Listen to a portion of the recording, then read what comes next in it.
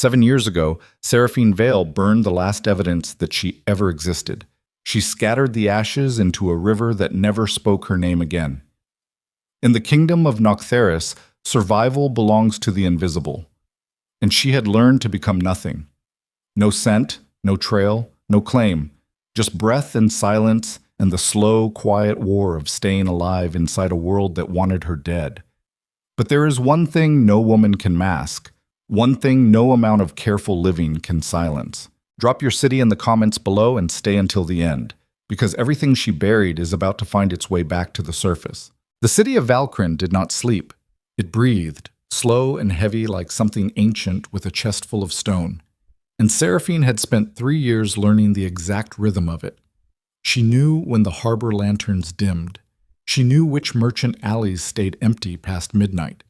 She knew the precise moment the city guard rotated shifts near the eastern ward, leaving a gap of exactly 4 minutes and 20 seconds where a woman who did not exist could move between shadows without disturbing so much as a loose cobblestone. She was good at this. She had to be. The market was still half alive when she moved through it, hood pulled low, the waxed canvas of her cloak beaded with evening mist. Around her, vendors packed crates with the sullen efficiency of people who had been working since dawn. A fishmonger pressed salt into a wound on his palm without flinching. A cloth trader argued price with a woman who had already made up her mind. Somewhere behind her, 2 children were chasing a dog through a stack of empty barrels, and the noise crashed through the square like something that didn't belong in a careful world. Seraphine kept her eyes on the flagstones. The scent blocker she wore was a paste mixed from alpine root and charcoal mineral, a formula she had spent 2 years refining until it was nearly perfect. Nearly. There was always a margin of error, a half degree of uncertainty she carried with her everywhere like a stone in her boot. She had tested it against lower-ranking wolves, pack trackers, regional sentinels. Not one had ever paused near her. Not one had turned their head. But she had never been tested against the court. She had never been tested against a king. The thought arrived without invitation, and she killed it quickly, the way she killed most thoughts that threatened to take up too much space. She was picking up a delivery, dried medicinal root from a contact near the harbor. She would be back at the apothecary before the second bell. That was the entire world tonight. Sarah. The voice came from her left, low and familiar, and she turned without changing her pace. Marin was leaning against the corner of a cooperage wall, arms crossed, a leather satchel pressed between her body and the stone. She was shorter than Seraphine by half a head, and twice as sharp in the eyes. A woman who looked like she was always counting something, even when she smiled. "You're late," Marin said. "The bridge was backed up." "The bridge is always backed up." Marin pushed off the wall and fell into step beside her, the satchel changing hands in a motion so practiced it looked accidental.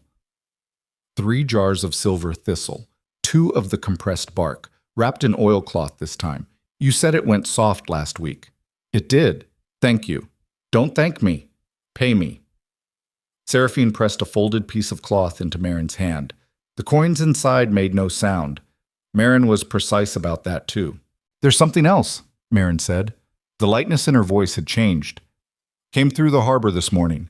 4 royal ships." Seraphine's footsteps did not falter. "The Crown runs commerce reviews in southern ports every quarter. Not 4 ships. 2 ships run a commerce review. 4 ships bring an escort." Marin paused. "Or a king." The stone in Seraphine's boot turned cold. "You're certain?" 3 different docks workers told me independently. Black sails, silver anchor insignia, the Noctharis royal fleet. Marin glanced at her sideways. "Word in the lower ward is that the king himself is aboard. Some kind of survey of the outer territories before the choosing ceremony. People are saying he's doing it personally this time." "People say a lot of things?" "People who work the docks usually say fewer things and more facts." Seraphine said nothing. She turned the information over in her mind the way she turned everything. Not with panic, but with the flat, practical attention of someone who had long ago accepted that panic was a luxury that cost more than it was worth. King Darius Blackthorne. She had never seen him in person. She had no desire to. But she had heard enough. Everyone in the Empire had heard enough. The Alpha King was not a story told to frighten children. He was worse than that. He was a story told to frighten adults, people who already understood consequences. They said he could hear a lie in the space between words, that his instinct ran so deep and so precise that no deception survived proximity to him longer than a conversation. Ambassadors had confessed to crimes without being asked. Spies had unraveled before they could deliver their first reports.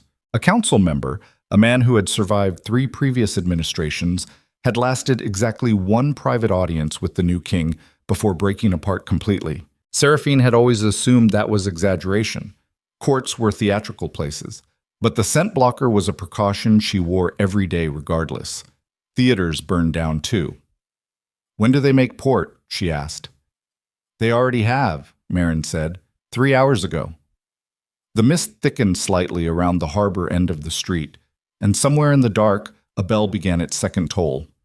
"Go home," Seraphine said. "Don't linger near the docks." "I never linger. It ruins the dramatic exit." Marin peeled off down a narrow alley without another word, the kind of departure that left no evidence behind. Seraphine walked the long way home. Done. The apothecary was 3 rooms on the upper floor of a narrow building wedged between a tailor and a vacant counting house. She had rented it under a false name, Calla Voss, widow of a merchant, no living kin, moderate means, and had spent 2 years building it into something that resembled a life from the outside. Inside, she lit a single candle. She set the satchel on the workbench, unwrapped the medicinal root by touch more than sight, sorted each piece by weight and texture, and tried not to think about the harbor. The king was in Valkyrin. She repeated the fact plainly, the way she repeated hard truths, not as a disaster, not as a sentence, just a fact that now lived inside her reality and needed to be accounted for. She had options. The simplest was to stay low for the duration of his visit, a few days at most, given the choosing ceremony was still weeks out. She could close the apothecary, leave no trace of unusual movement, and wait. She had done it before, under lesser threats. It required patience and stillness, 2 things she had spent years cultivating. She was very good at stillness. Her hands paused over the bark. When she was 12 years old, a man had told her she was too obvious, too present, too easy to find. He had said it with the flat certainty of someone describing a fault in stone rather than a child, and he had not been wrong. She had been obvious. She had still believed at 12 that being seen was not automatically a death sentence. She stopped believing that at 14. The candle flickered. She finished sorting the root, sealed the jars, and went to bed. He heard it at the reception. The territorial governor's hall had been dressed for the occasion with all the graceless urgency of people who had been given insufficient notice. Flowers that didn't belong to the same arrangement. Table linens that didn't quite match. A herald who had practiced his announcements so many times that the words had lost all meaning and became only sound, rising and falling with the exhausted rhythm of a man who wanted to go home. Darius Blackthorne stood at the far end of the room and let it wash over him the way it always did. The noise of a space full of people, each of them carrying something they were trying to hide. He could hear all of it. That was the precise and relentless nature of his inheritance. The Blackthorne bloodline was old and specific in its gifts. Above all senses, hearing sharpened to something beyond the physical. Not merely sound, but what sound carried. Intention. Deception. The micro-tremor in a voice when a man said one thing and meant another. The elevation in a heartbeat when proximity to him caused fear or calculation. He heard the governor's rapid pulse and knew the man was worried about the inspection. He heard the secondary chancellor's measured breathing and knew the man was rehearsing something. He heard the low private conversation of 2 council representatives near the eastern wall and cataloged it for later review. He heard all of it constantly, every day of his life, in every room he entered, and none of it was silence. "The governor requests your attention when you're ready," said the man at his shoulder. Caius Drell had been Darius's personal advisor since the early years of the reign. He was efficient, honest to the point of occasional discomfort, and constitutionally incapable of flattery. Darius trusted him precisely for that reason. "Give me a moment," Darius said. He wasn't looking at the governor. He was looking at the far side of the room, where the archways opened onto the reception hall's lower gallery. The hall was full. Minor nobility, trade representatives, civic officials, a press of bodies filling the available space with noise and warmth and the complicated texture of 200 individual heartbeats, one of which was wrong. Not wrong in the way a lie was wrong. Elevated, irregular, The biological betrayal of a person under pressure. This one was the opposite. It was too even, too measured. A heartbeat so deliberately controlled that the control itself became visible to him, the way a too steady hand eventually revealed its tension. Someone in this room was working very hard to appear calm. He turned his head slightly, calibrating. "Something wrong?" Caius asked. "No." Darius set his glass on the tray of a passing servant. "Walk with me." He moved through the room at the pace of a man who was simply circulating, unhurried, apparently attentive to nothing specific. People parted around him without being asked. That was the reality of a king in motion. The crowd rearranged itself instinctively, and no one questioned why, because proximity to power carried its own gravitational field. The heartbeat stayed constant. He narrowed the distance. Whoever it was, they were not reacting to his approach. That was remarkable. In his experience, even trained operatives showed some physiological response when the king moved toward them. The body was difficult to lie to completely.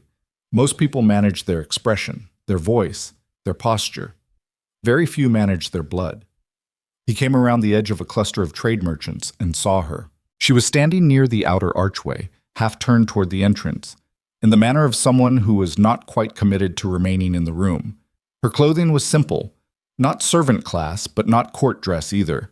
Clean lines, muted color, nothing that invited a second look. Her hair was tucked under a practical arrangement that neither dressed her up nor down. She was, to the eye, completely unremarkable. To his hearing, she was the only silence in a room full of noise. He stopped. She did not look at him. Her gaze was on the archway, and her heartbeat stayed exactly even. "Who is that woman?" he said quietly, without turning his head. Caius followed his line of sight. I'm not certain. One of the civic representative's attendants, perhaps, or a trade delegation member." "Find out." "Now?" "Before she leaves." He kept his eyes on her for one additional moment. She did not react. She did not look at him. Her body maintained its careful, practiced stillness, as though she had worn it so long it had become a second skin. There was no scent he could read. That alone told him everything. There were ways to mask a scent. He knew most of them. But to stand in a room this crowded, under the attention of an Alpha King's full sensory perception, and register as absolutely nothing, that required something beyond casual preparation. Someone had spent real time making themselves invisible to him. He wanted to know why. Met. Seraphine knew the exact moment the king noticed her. She had been tracking his movement since he entered the room, not looking directly, but reading him the way she read every room, through peripheral observation and sound reflection. She had expected him to behave like most powerful men at official receptions, broad attention, wide orbit, never settling on any one point long enough to suggest genuine interest. He had done that for the first 40 minutes. Then he had changed direction. She had felt the shift before she understood it, the way you feel a change in temperature before you locate the source. The crowd's behavior altered around his new trajectory, subtle but readable, and she had tracked it and understood what it meant while her heartbeat stayed absolutely level. The training was years old. She had learned to control it during a period of her life she did not think about by name. The mind could discipline the body in ways that defied what most people believed possible. Not easily, not painlessly, but with sufficient practice and sufficient reason. She had had sufficient reason. She kept her eyes on the archway. He stopped approximately 8 feet to her left. The noise of the room continued unchanged. Glasses clinked. Voices rose and fell. Someone laughed too loudly near the center table. "You're from the lower ward," said a voice beside her. She turned her head. He was closer than 8 feet now. He had moved during the brief moment she had tracked the laughing voice, and she noted that with a cold, dry recognition of her own carelessness. A 3-second mistake. King Darius Blackthorne was not what she had built in her mind. She had expected the theatrical version, the broad, decorated Alpha King built for public stages, designed to fill the visual imagination. He was not that. He was lean in the manner of something that stayed lean through use rather than intention. His face was angular, deeply structured, a face that had not softened with age but grown more specific, more its own thing, more difficult to look away from. He wore his crown the way some men wore a weapon, not decoratively. As an instrument, his eyes were the dark amber of aged resin, and they were on her with a precision that made her understand with sudden and complete clarity why trained operatives fell apart in front of him. He was not looking at her surface. He was listening. "I'm not," she said. Her voice was even. "I'm with the Eastern Guild delegation. Herbalist registration." Herbalist. "Yes. That explains the mineral compound," he said. "Under the smell of the candles. There's something else in it, though. Alpine-based. Unusual preparation." Her pulse did not move. "It's a hand treatment," she said. "Occupational. Rough work." He was quiet for a moment. The room continued to exist around them, large and noisy and irrelevant. "You're not afraid of me." "I'm at a civic reception. The fear doesn't seem appropriate to the setting.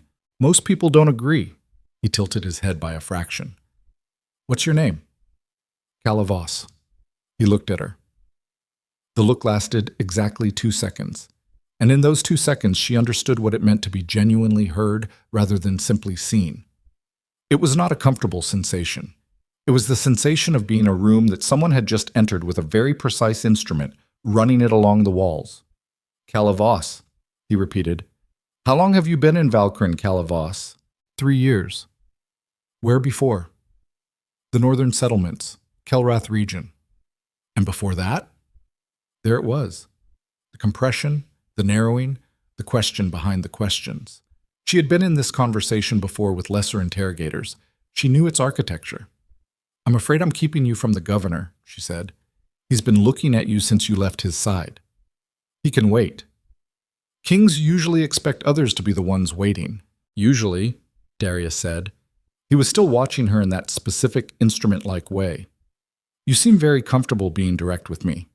I seem very uncomfortable and I'm managing it well. There's a difference." Something shifted in his face. Not a smile. Too small for that, and too contained. But something moved in his expression, the way a light moves when the wind barely touches it. "Enjoy the rest of the reception, Calavos," he said, and then he turned and walked back toward the governor. She waited 4 measured breaths before moving toward the exit. Her heartbeat was still even. She made certain of that. She made it down the hall, through the outer entry, down the front steps, and 3 full city blocks before she stopped in an archway and pressed her back against the stone and let herself feel, for exactly 10 seconds, the precise and unambiguous weight of what had just happened. He had looked for her scent and found nothing, but he had kept asking. A king who found nothing and walked away was a king satisfied. A king who found nothing and kept asking was something else entirely. She pushed off the wall and walked fast. He had her name inside the hour. Caius found him in the private study the governor had provided, a room that smelled of old cedar and anxious formality, and set a single folded document on the desk. Eastern Guild records list a Calavos, herbalist, registered 3 years ago in the lower apothecary district. No significant history prior to registration. Declared origin, Kelrath settlement. Caius paused. The guild registrar added a note at the time. Apparently her paperwork was unusually complete for a new registrant. "Everything in order, nothing missing." "Everything in order," Darius repeated. Registrar found it noteworthy, said most new registrants are missing something. He looked at the document without picking it up. "Everything in order means someone worked hard to make it that way." "That's one interpretation." "What's the other?" Caius considered. "That she's a very thorough herbalist." Darius did not respond to that. A woman with a carefully built identity, a scent blocker of genuine sophistication, a heartbeat controlled to the degree that suggested long, deliberate training rather than simple composure, and a manner of speaking that was too precise, too calibrated, the manner of someone who had long practice at giving accurate answers that revealed nothing. He thought about the 2 seconds he had held her gaze. Most people in those 2 seconds showed him something: deference, calculation, fear, admiration, sometimes hostility. There was always something on the surface for him to read, even when people tried to hide it. She had shown him nothing, not emptiness, not blankness. Something more deliberate than that. She had shown him the decision not to show him anything, and he had watched her make it in real time, watched the choice happen behind her eyes, and it had been the most interesting thing he had encountered in this empire in years. He was a man who heard everything. She was a woman who had learned to make nothing. "Find out who she actually is," he said. "That may take longer than the survey schedule allows," Caius said. "Then we extend the schedule." He picked up the document and looked at the name written in the guild registrar's clean hand. "Send someone to the apothecary district tonight. Discreet. Observation only." "Understood." Caius paused at the door. "May I ask what specifically concerned you about her?" Darius set the document back down. "She wasn't afraid of me," he said. "She was afraid of being discovered. There's a difference." The night passed without incident. Seraphine broke down the scent blocker preparation, rebuilt it from a fresh compound, and added a small secondary layer she kept for situations where the primary compound might have been partially red. She checked every lock. She verified the room she used for secondary storage was secure. She reviewed her exit options. This was what survival looked like from the inside. Not the dramatic version, not the one told in stories where the protagonists gathered their courage in a single transformative moment. The real version was granular and exhausting. It was the inventory of every risk, repeated endlessly, until the repetition became its own kind of exhaustion, until you couldn't always tell whether you were protecting yourself or simply performing the ritual of protection because stopping felt like a greater danger than the thing you were protecting against. She sat at the workbench with a lamp turned low. She was 31 years old. She had been invisible for 7 years. In those 7 years, she had built a small, functional, defensible life that was not particularly pleasant but was not particularly painful and was, above all, hers. She owed nothing to anyone. She depended on nothing that could be revoked. She was, by the only definition she had long since accepted, safe. A king was in her city. A king who had noticed. That was the word she kept returning to. Noticed, not suspected, not flagged. Noticed, the way you notice a door that opens the wrong way, or a word used in a context that doesn't quite fit. He hadn't made an accusation. He hadn't summoned guards. He had simply talked to her, precisely, with the full attention of a man who heard everything, and asked her name, and looked at her like she was a sound he couldn't yet identify. The problem was not what he knew. The problem was what he was going to do about not knowing. She pressed her thumb against the edge of the workbench and felt the wood grain.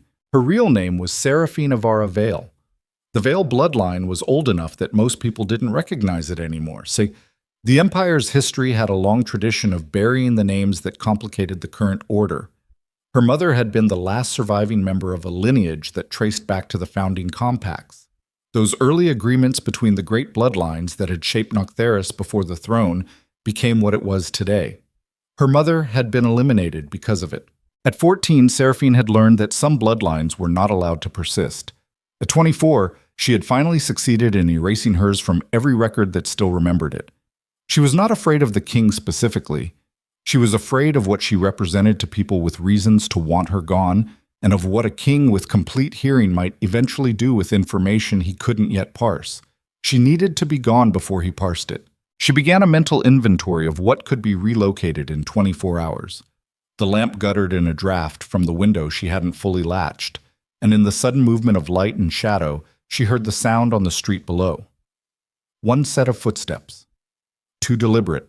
Stopping once at the corner, then resuming. Not a drunk, not a night worker. A person who had paused to note a specific building and then continued past it. She stood and moved to the wall beside the window, where she could see the street without being visible from it.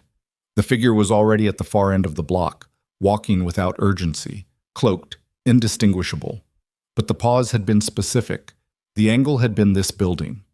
She kept her back to the wall and listened to the silence after the footsteps ended. The king had sent someone. Not to act. The figure had passed, and there had been no sounds at the door, no attempt at entry, just observation, confirmation of location.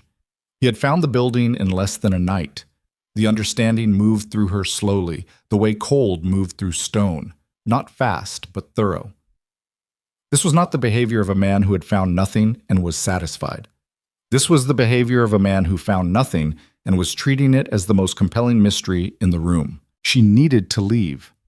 She turned from the window and began to move through the room with the practiced economy of someone for whom packing was not an emergency response but a skill set, and she was halfway through the first round of it when the knock came.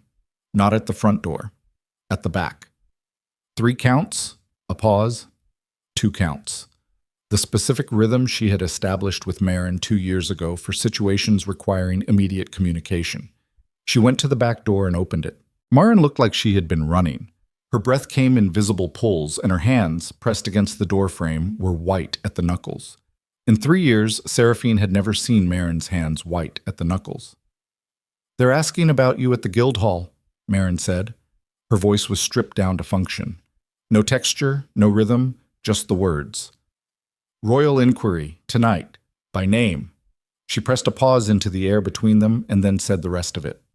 "Not Calavos." The cold in Seraphine's chest turned absolute. "What name?" she said. Not a question, a preparation. "Vale," Marin said. "They asked about a woman named Vale." The name hung in the doorway between them like smoke after a fire. Present, shapeless, impossible to breathe around. Vale. Seraphine stepped back from the door, and Marin came inside, and Seraphine closed the door and pressed the latch home in one continuous motion. The kind of motion that had no hesitation in it, because hesitation was a thing that belonged to people who still had options they hadn't yet counted. "Who asked?" Seraphine said. "A man. No livery, no insignia.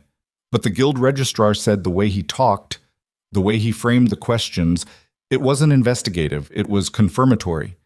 Marin's breathing was leveling. She pressed the back of her wrist against her mouth for a moment. He already knew. He was just checking whether anyone else did. Did the registrar give anything?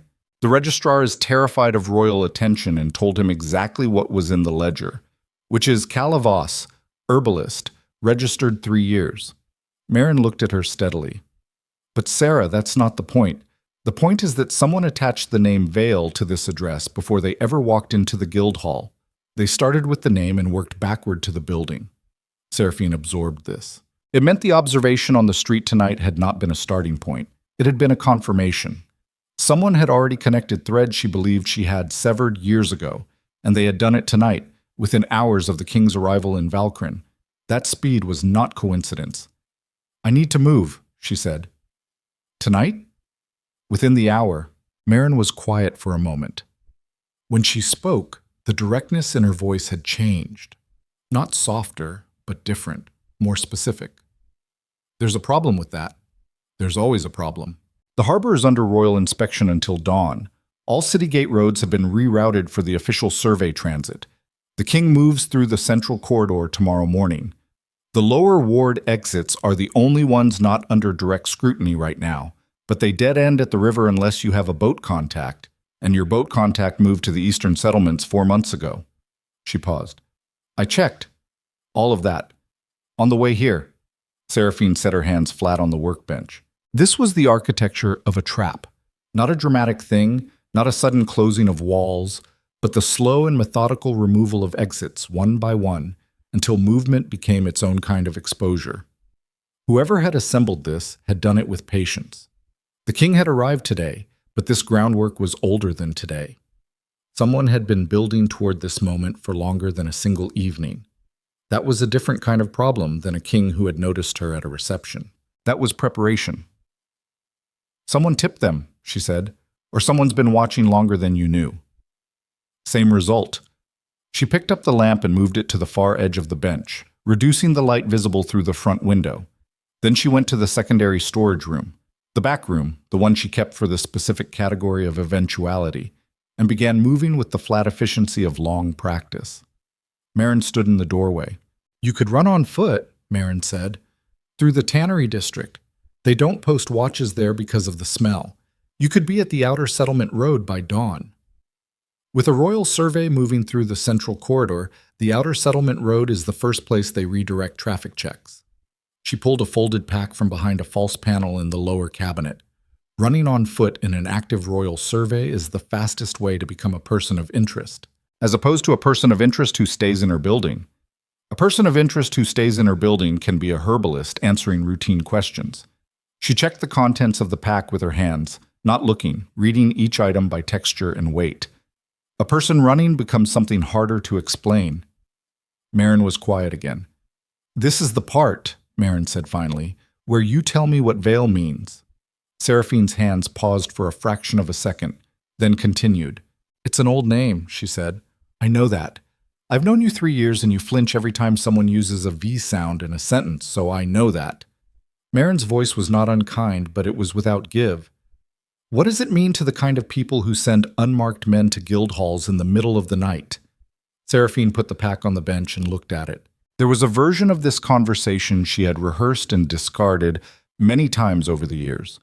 The version where she explained it calmly, with the flat neutrality of someone describing history rather than living it, and whoever she was explaining it to received it as information and not as something that changed the weight of standing in the same room as her. She had never had that version of the conversation. She had only had the kind where the weight changed. It means I exist in a place I'm not supposed to exist, she said. And the people who arranged for that are the kind of people who don't stop arranging. Marin held her gaze for a long moment. All right, she said. So we don't run. What do we do?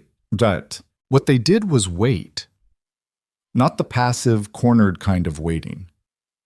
The active kind. The kind that looked like a woman who had nothing to hide, who had slept in her own bed, who had opened her apothecary at the regular hour, who had served 2 customers before the third one came through the door at mid-morning wearing civilian clothes that fit him the way civilian clothes fit people who did not usually wear them. He was young, early 20s, broad through the shoulders, eyes that moved around the room with the practiced scan of someone trained to do it. He paused at the herbs hanging from the drying rack, looked at the jars on the shelf, and then looked at her. Calavos? That's what it says on the registration. She was behind the bench, measuring dried root into a paper fold. She did not stop. What do you need? I'm here on behalf of an interested party. I have a few questions about your background. My background is in the guild registry. Is there something missing from it? Some gaps in the earlier records. Records from the northern settlements often have gaps. The administrative system up there was restructured twice in the last decade. Things get lost. She folded the paper and set it aside. Anything specific I can help clarify? He looked at her with the specific attention of someone who had been sent to gauge a reaction and was currently recording that she wasn't having one. Where exactly in Kelrath were you based? The outer farming settlement, east of the river junction. Small place. Most people don't know the name. Try me. Vardenmere. He wrote nothing down, but she watched his eyes do the cataloging. And before that? I moved around. I apprenticed in several places before I registered independently. It's common in the trade. Any families still in Kelrath? No living kin. She said it without inflection. It was true, in the only way that mattered now. Is there something specific that prompted this review? I'm happy to provide documentation if there's a gap in the registry. The young man looked at her one more time, the kind of look that was an attempt to find a seam, a place where the surface didn't quite join itself. Then he nodded and left. She went back to measuring root. Her hands were steady. That steadiness was not natural to her. It had been built deliberately, layer by layer, over years, the way a callus builds, through repeated exposure to the thing that originally caused pain, until the pain becomes signal rather than experience, until the body stops reacting and starts processing. The calluses were what let her function. The question was whether they would hold against a king who heard everything. The summons came that afternoon. Not a request. A summons. 2 palace guards at the door. Formal, polite, in the way that made politeness indistinguishable from coercion, with a folded document bearing the seal of the Royal Survey Office. Calavos, herbalist, was requested to appear at the Governor's Hall for a supplementary registration review at the 4th bell. Marin, who had stayed in the building on the pretext of helping with a delivery recount, read it over Seraphine's shoulder. Supplementary registration review, Marin said. It's a polite frame. It's a box with a door. Yes. Seraphine folded the document. But declining it is a door of a different kind. She arrived at the Governor's Hall 7 minutes before the 4th bell, which was precise enough to demonstrate compliance and early enough to demonstrate that she was not afraid. The distinction mattered. Fear was information. She could not afford to give it. The guard at the interior door took her name and walked her not to the administrative offices, where a registration review would logically take place, but to a private corridor on the upper level, cedar and old stone, quiet in the specific way of rooms kept away from the general movement of a building. She noted this without reacting to it. The room at the end of the corridor had a single window, 2 chairs, and King Darius Blackthorne standing with his back to the door when she entered. He turned at her footstep. He was in working clothes, not the formal presentation of last night's reception, but something leaner, darker, the clothes of a man who was here to accomplish something rather than represent something. He looked, in this reduced context, more precisely like what he was, a man with complete attention and the authority to direct it at whatever he chose. There was no one else in the room. "Close the door," he said. She closed it. "Sit down," he said. "I'd prefer to stand." He looked at her for a moment, and in that moment she watched him decide not to argue the point, which told her something about how he had chosen to approach this conversation. "You know why you're here," he said. "I was told it was a registration review." "That's what I told the guard to tell you." "Then we've established that neither of us is leading with the truth." She kept her voice level. "What do you actually want?" He moved to the chair nearest the window and sat in it. Not in the manner of a man making himself comfortable, but in the manner of a man choosing a position. His forearms rested on his knees, and he looked at her with the full instrument of his attention. "I want to know who you are," he said. "I've answered that question." "You've answered a version of it that you prepared in advance." He was not aggressive. That was what made it difficult. The precision without heat. "I heard the preparation. It's very good. The rhythm of your answers last night, the spacing, the way you moved the conversation when it approached a boundary. You've practiced that for a long time." Seraphine said nothing. "I also heard the thing underneath it," he continued. "Not what you were hiding. I don't know what that is yet. But the shape of the hiding. It's not the shape of someone with ordinary secrets, Calavos. It's the shape of someone who has been hiding something specific from something specific for a very long time." The room was quiet. Outside, distantly, the city continued its afternoon activity. Carts, voices, the occasional bell. Ordinary life proceeding at its ordinary pace, entirely indifferent to this room and what was happening in it. "What if I told you that the something specific is no one's concern but my own?" she said. "I would tell you that in an empire, very little is no one's concern but one person's own." "That's a convenient position for a king. It's a true one." He leaned back slightly. "Someone used your original name last night, the name before the one in the registry. They used it in an inquiry that was framed as royal, but the inquiry did not come from me." She absorbed this. "Someone used the shadow of my authority to ask questions I hadn't authorized," he said. "That interests me independently of who you are. It means someone in this city knew enough about you to ask the right question, and knew enough about my presence to use it as leverage." He paused. "Who would do that?" "I don't know." "That's not the answer I heard." She looked at him directly. "What answer did you hear?" "I heard the intake of breath that comes before a person decides to give a partial truth rather than a full one." He was watching her with the patience of someone who had learned that patience was more effective than pressure. "Tell me what you actually know." This was the point, she understood, where the conversation became genuinely dangerous. Not because of what he might do with what she said, but because of what the act of speaking would require her to give up. The sealed quality of 7 years of careful solitude, the deliberately maintained distance between herself and everyone who might be able to use what she knew to find what she was. There was a version of a person who could survive in proximity to a king who heard everything. She wasn't certain she was that version. "What name did they use?" she said. "Vale." "And you don't know what it means?" "I know it's old. I know it's connected to the founding compact bloodlines. I know that the last recorded member of that line was removed from the imperial registry 17 years ago." He looked at her. "I know that removal was not voluntary." The precision of what he knew hit her like a change in air pressure. Not sudden, but total. He had done research. Between last night and this afternoon, he had accessed records she had believed were either destroyed or buried, deep enough to be functionally unavailable, which meant his resources were faster and deeper than she had estimated. "My mother," she said, before she had decided to say it. The words arrived from somewhere below the rehearsed layer, from the part of her that had lived with the fact so long it occasionally escaped containment. "The removal from the registry was my mother." The silence in the room changed. Darius said nothing. He gave her the silence, which was its own kind of answer. The answer of someone who understood that the silence was necessary, that filling it would be a mistake. The intelligence of that restraint was, she noted with cold precision, more dangerous to her than anything he might have said. She was killed, Seraphine continued, because she was already in the current, and stopping now would be worse than going through. I was 14. What happened was described in the official record as a fever. The unofficial record, if anyone bothered to keep one, would be more accurate. Who ordered it?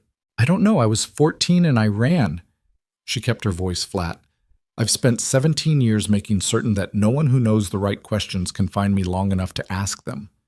Until last night. Until last night. Darius was quiet for a long moment. His expression had shifted slightly.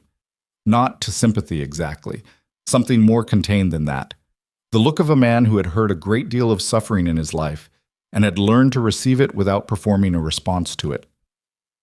The inquiry last night, he said finally. The one that used my name without authorization. I have a strong suspicion of its origin. If I'm right, then your being in this city right now is not a coincidence. You think I was led here? I think someone wanted both of us in the same place at the same time, and I think they used the choosing ceremony preparations as the mechanism. She considered this. The choosing ceremony was the Empire's largest scheduled event. The formal ritual through which the Alpha King would confirm his bonded queen, the culmination of months of political preparation. Every major bloodline in Noctharis would be represented. Every faction with an interest in the Empire's future would be watching. If someone wanted to surface the last surviving heir of a founding compact bloodline, there was no larger stage. Why? She said. What does surfacing me accomplish for anyone? Depending on who's asking, legitimacy, leverage, or elimination. He looked at her.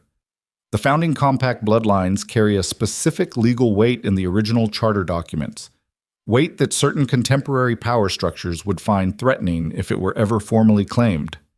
I have no interest in claiming anything. That may not matter to the people who want you found. She felt the room's walls without touching them. The specific constriction of a situation that had narrowed past the point where simply disappearing solved the problem. She had run from this for 17 years. She was very good at running. But running required an exit, and exits required being less visible than the thing you were running from. Right now, she was standing in a room with the king. Visibility did not get less exit-friendly than this. What do you want from me? She said. The question was direct, and she knew it was direct, and she said it anyway because the performance of indirection had expired somewhere in the last 3 minutes. Darius looked at her for a moment with that specific listening attention, the instrument running along the walls. To understand what's happening in my empire, he said, and to do that, I need the information you've been carrying alone for 17 years. And in exchange, protection, resources, the ability to operate without spending every hour of every day maintaining a disappearing act. You're describing a transaction. I'm describing a practical arrangement between two people who have converging problems. She looked at him. The thing about a king who heard everything was that you could not easily hide from the offer he had just made what it was and what it wasn't. What it was, a genuine proposal made without the theatrical architecture of manipulation. What it wasn't, a guarantee of anything. Power transacted was still power, and power held by one person in a room always flowed in a predictable direction. She was very aware of which of them held the crown.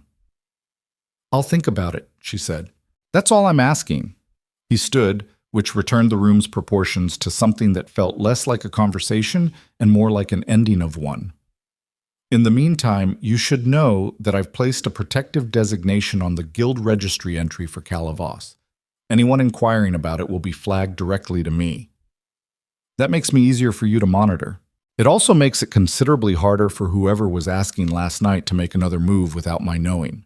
He went to the door, then paused with his hand on the frame.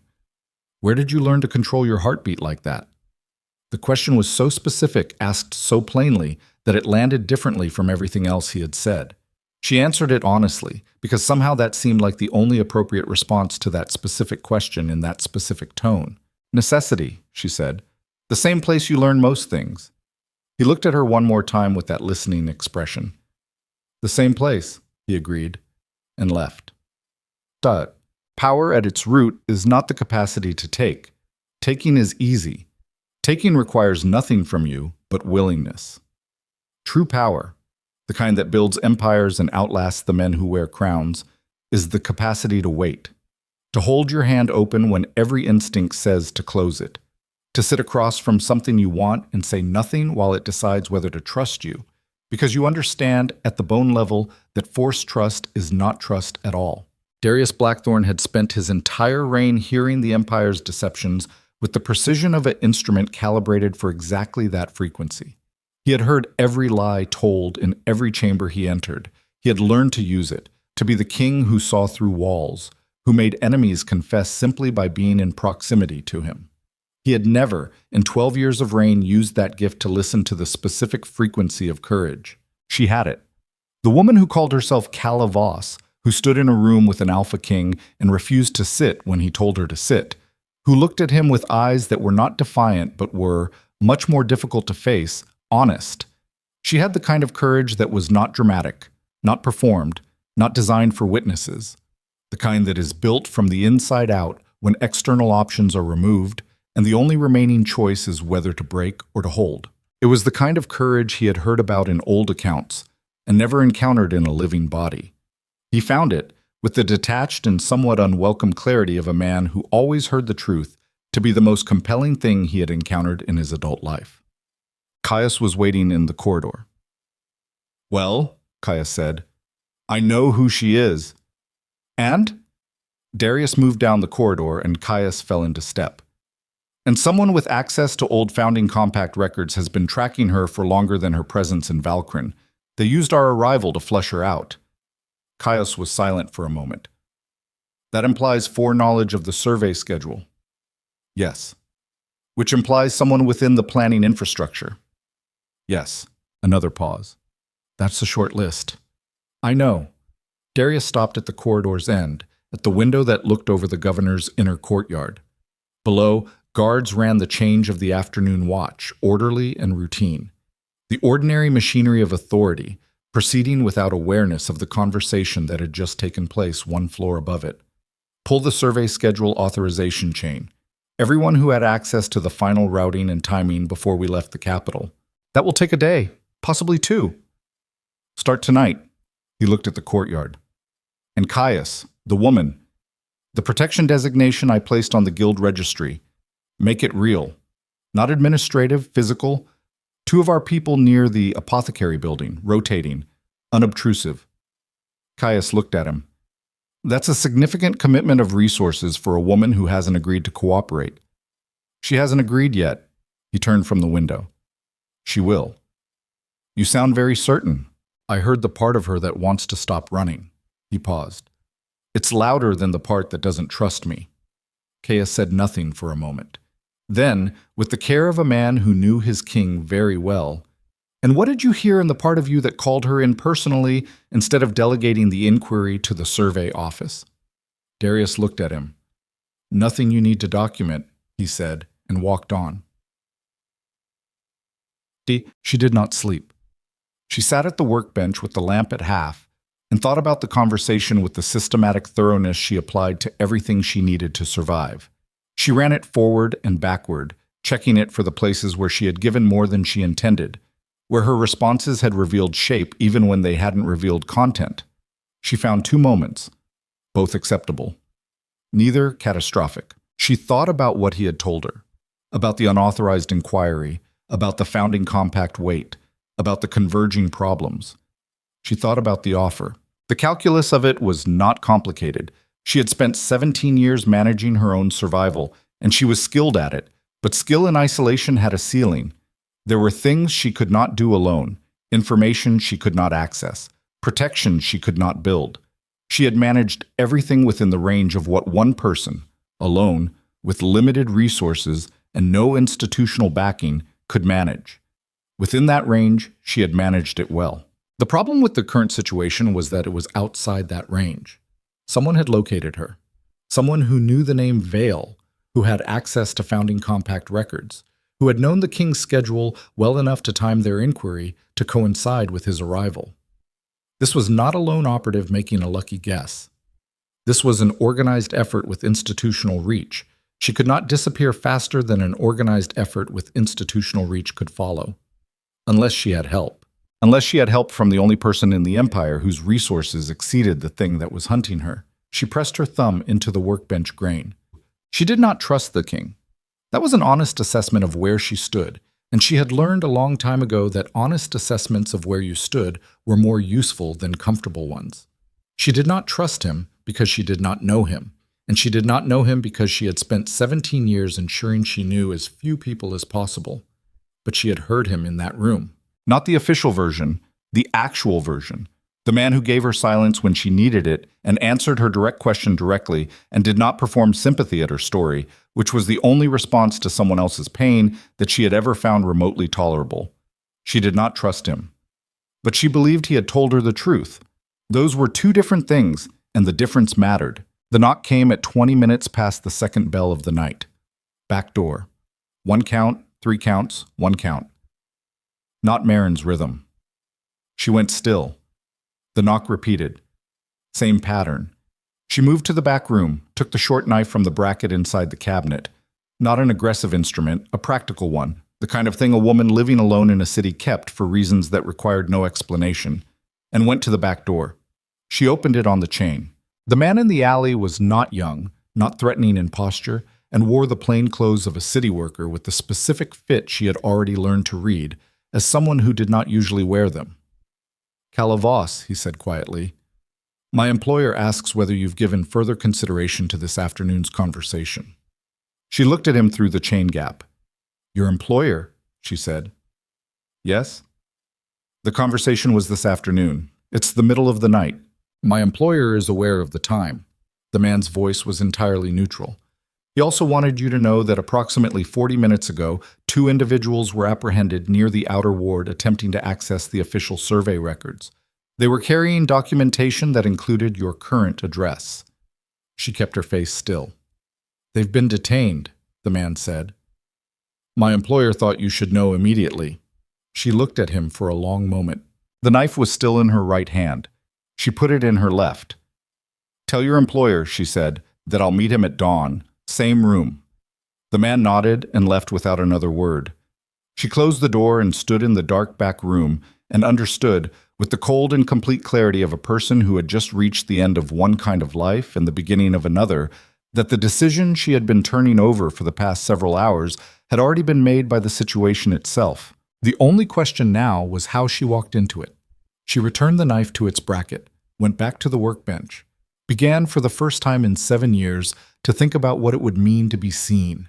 And then the sound came from the front of the building. Not a knock, not a knock.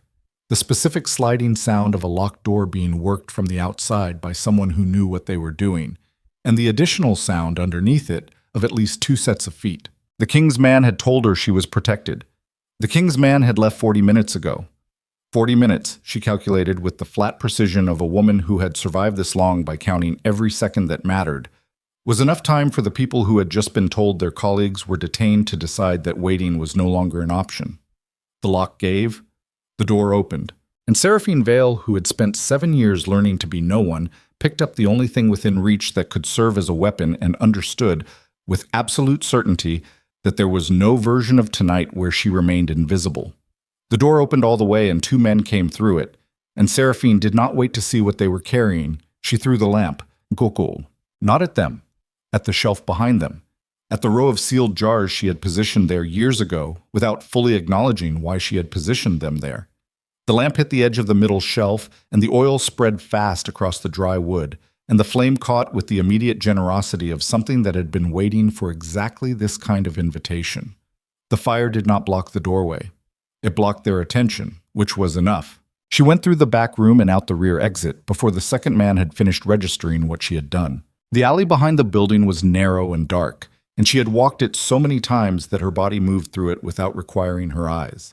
Left at the cooperage wall, right at the drainage channel, 20 feet of open ground between the back of the chandler's shop and the fence of the livery yard, and then the livery gate that she had noted 3 years ago, had a broken latch that could be pushed from the outside.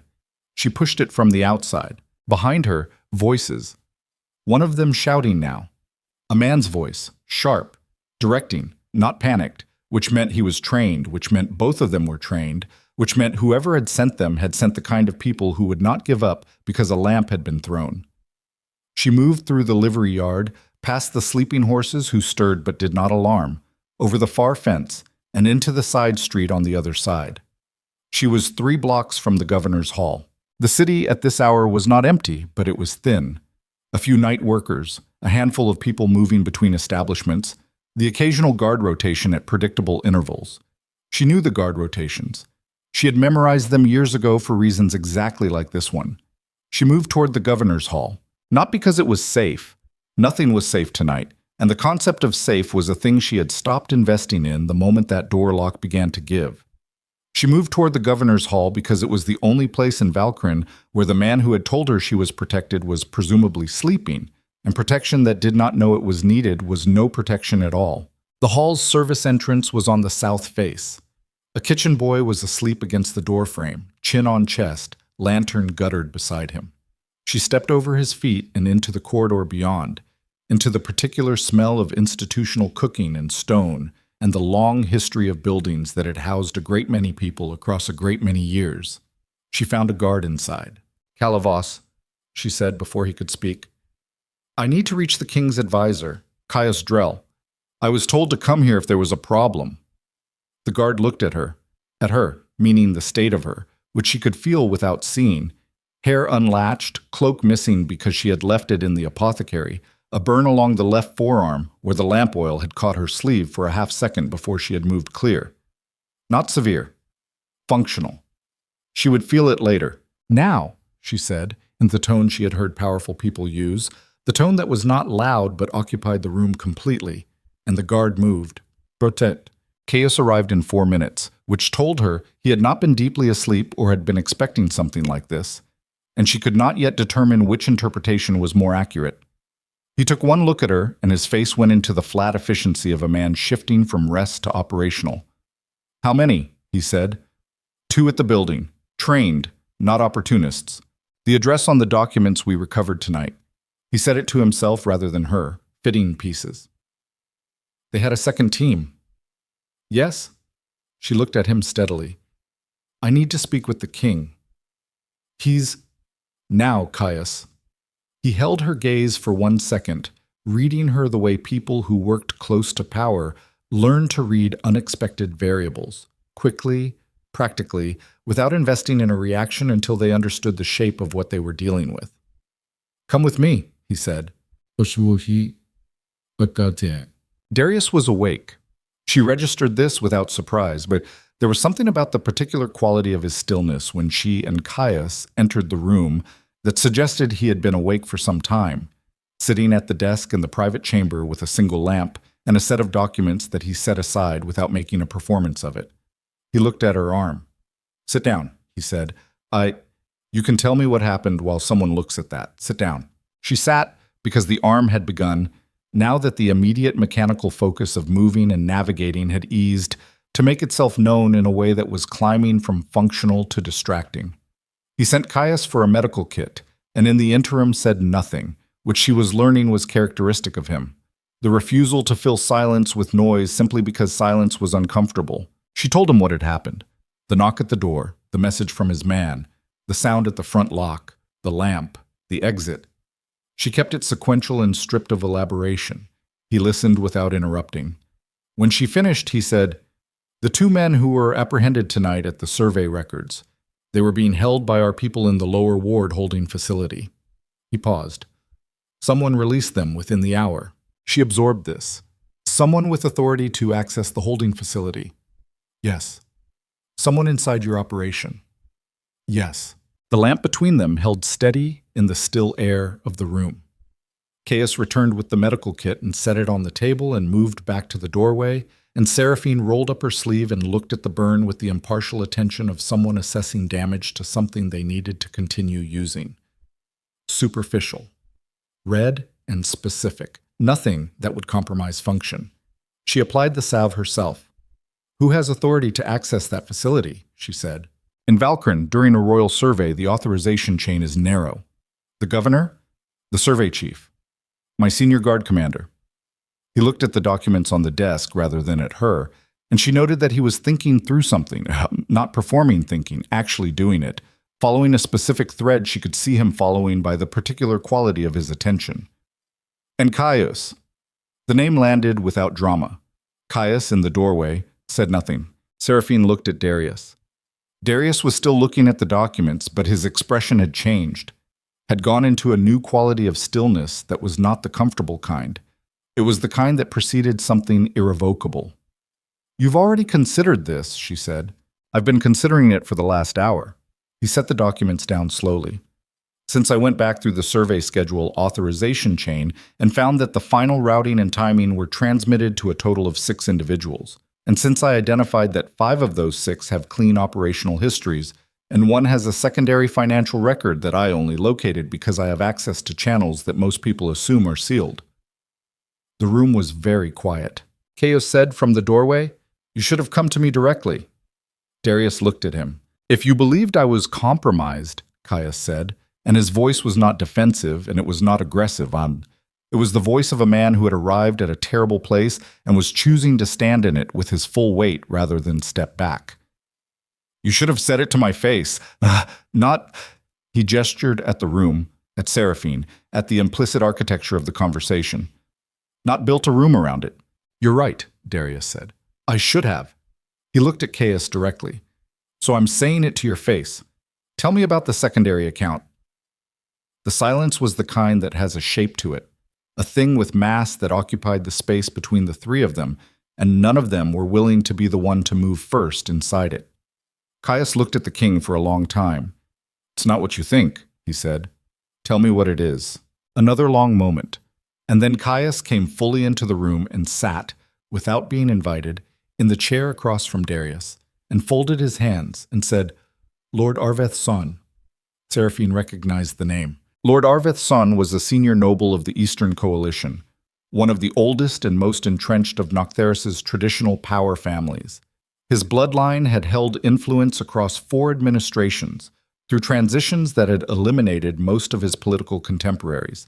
He was not the kind of man who appeared in the public narratives of conspiracy.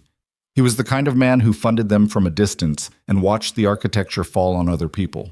"He approached me 8 months ago," Caius said. He wanted information about the survey schedule, specifically about which outer territories the king planned to visit in person. He did not look away from Darius. "I told him nothing. I took no payment. But I was approached, and I failed to report the approach. And that failure has clearly been used to build an assumption of my cooperation that I did not provide and did not sanction. The quality of a lie is never in its content. It is in its structure, the way the pieces fit together, whether they bear weight or collapse under pressure. The truth, by contrast, has an irregular texture, the kind that comes from the uncontrolled nature of real events." Darius had spent 12 years listening to both. He listened now. The shape of what Caius had said was the shape of a partial truth. The bones were honest. The flesh around them was missing. And missing flesh, in Darius's experience, was always where the real story lived. "You took no payment," Darius said. "No. But you listened to the approach." "Yes." "Why?" Caius's hands, folded on the table, tightened by a degree. "Because Son told me something I needed to understand." "What?" "That the choosing ceremony is being used," Caius said quietly, "as a mechanism for a transfer of power that you have not authorized and are not aware of. That certain arrangements have been made among 4 of the primary noble houses that will, at the ceremony itself, present you with a binding compact you cannot legally refuse without triggering a constitutional crisis. That the compact includes the permanent transfer of Eastern Territory governance to coalition control." He paused. "And that if you bond with an unaligned woman, a woman without noble house backing, the compact fails. Because the traditional clause requires that the Queen's bloodline carry coalition endorsement. The room held this information with difficulty. It was the kind of information that rearranged the furniture. Seraphine looked at Darius. His expression had not moved. That was the most unnerving thing about it, the complete absence of visible reaction. Not suppression. She knew what suppression looked like. She had practiced it herself. This was something different. This was a man receiving information that confirmed a shape he had already seen in the dark. And the confirmation was not a relief. It was a weight. "You knew about the compact," she said to him. "I suspected a mechanism," he said. I didn't know its specific form. He was still looking at Caius. Son told you this to what end? What did he want from you in exchange for the information? Caius's jaw tightened. He wanted me to facilitate an introduction. To whom? To her. Caius did not gesture at Seraphine. He did not need to. To the last surviving Vale heir. He wanted me to surface her, bring her to your attention, and allow the natural course of your interest to function as the mechanism that neutralized the compact. The silence that followed this was a different shape from all the previous silences in the room. This one had edges. Seraphine felt something move through her that was not quite anger and not quite the thing that came before anger. It was the sensation of understanding arriving without permission, the way cold water moves into a boot through a seam you didn't know was there, the understanding that she was not an accident, that she was not a woman who had been noticed at a reception, that she was a piece on a board that someone had placed very carefully, years in the making, in exactly the position where a king who heard everything would inevitably find her. She had spent 17 years avoiding being used. She looked at Darius. He was already looking at her. You didn't know, she said. It was not a question. She had heard enough of him by now to read the register. I didn't know, he said, but you're not surprised. A pause, the honest kind. No, this was the element of power that its holders rarely spoke about plainly, and its students rarely understood until they were inside it. The loneliness that was not incidental to the position but structural to it. A king who heard every deception in his empire heard something else as well, by necessity. The full catalog of reasons why people approached him. Not for him, for what he represented, for what proximity to him could accomplish. Every conversation carried an agenda. Every relationship had a weight of interest behind it. To be a king who heard everything was to never not know what people wanted from you, which meant never knowing whether the thing they offered was real. Darius had built a reign on that knowledge. It had made him precise, effective, and she understood now, with the specific clarity of a person who recognized a mirror, comprehensively alone. How long, she said, have I known about the general shape of the coalition's plan? 2 years. He said it to her directly, without dressing it. I've been building countermeasures, but the compact's specific mechanism, the Queen's Bloodline clause, that closes most of the countermeasures I had prepared, which means someone in my information chain knew my countermeasures and designed around them. He looked at Caius. Caius met his gaze. The secondary account. I need you to understand what it is. It is not payment. It is documentation. A record I have been building of every approach, every offer, every piece of intelligence I have received from Son and the Coalition over the past 8 months. I did not report it because I did not yet know how deep the infiltration of your own information chain ran, and reporting it through compromised channels would have destroyed the record's value. He set his hands flat on the table. You can have the entire archive, tonight, every contact, every date, every word. Darius looked at him for a very long time. This was the nature of betrayal as it actually functioned in close quarters. Not the clean, dramatic version where the traitor is obvious and the victim is blameless, but the real version where the lines are drawn through people you have known for years, through men who made a wrong calculation in the name of a right intention, through the specific human failure of deciding that the ends of protecting something justified the means of handling it alone. Caius had not sold him. Caius had tried to protect him, incorrectly, in the dark, with methods that had made him look like a traitor, and functionally given the coalition the one thing they needed, the appearance of a breach at the king's inner circle. Whether the intention mattered, whether it changed anything, was the question every betrayed person had to answer without the luxury of a correct answer. Give me the archive, Darius said. His voice was even, and it was cold in the way that things are cold when heat has been removed deliberately, rather than by absence. And then get out of my sight until I've decided what to do about this. Caius stood. He did not apologize. She respected him slightly for that. The recognition that an apology in this room, at this moment, would be an insult to the complexity of what had happened. He left. The room without Caius was a different room. Seraphine sat with the burn on her arm and the understanding of what she was. A playing piece, a mechanism, a woman whose hidden existence had been maintained and monitored and timed like a detonation charge. and she examined this fact with the same practical attention she applied to everything she needed to survive. She was angry, not the hot, immediate kind, the cold and thorough kind that arrived when you understood that your anger was justified and that it would be most effective when deployed with precision rather than heat. Sun's people were at my building tonight, she said. Yes. If I'm a piece in his plan, he shouldn't want me dead, unless the plan is changed. Darius was looking at the documents again. Or unless there's a second faction using Sun's groundwork for a different end. He turned a page. Sun's objective is to influence the choosing ceremony through you. But the people who were at your building tonight, the ones who had your address and came after the detainees were released, they don't want you at the ceremony. They want you gone, which means two factions, both using the Vale bloodline as a lever in opposite directions. Yes, he looked up. Which means you are simultaneously the solution to one problem and the problem that another party needs eliminated. She sat with this. It was, she thought, a very specific kind of exhaustion.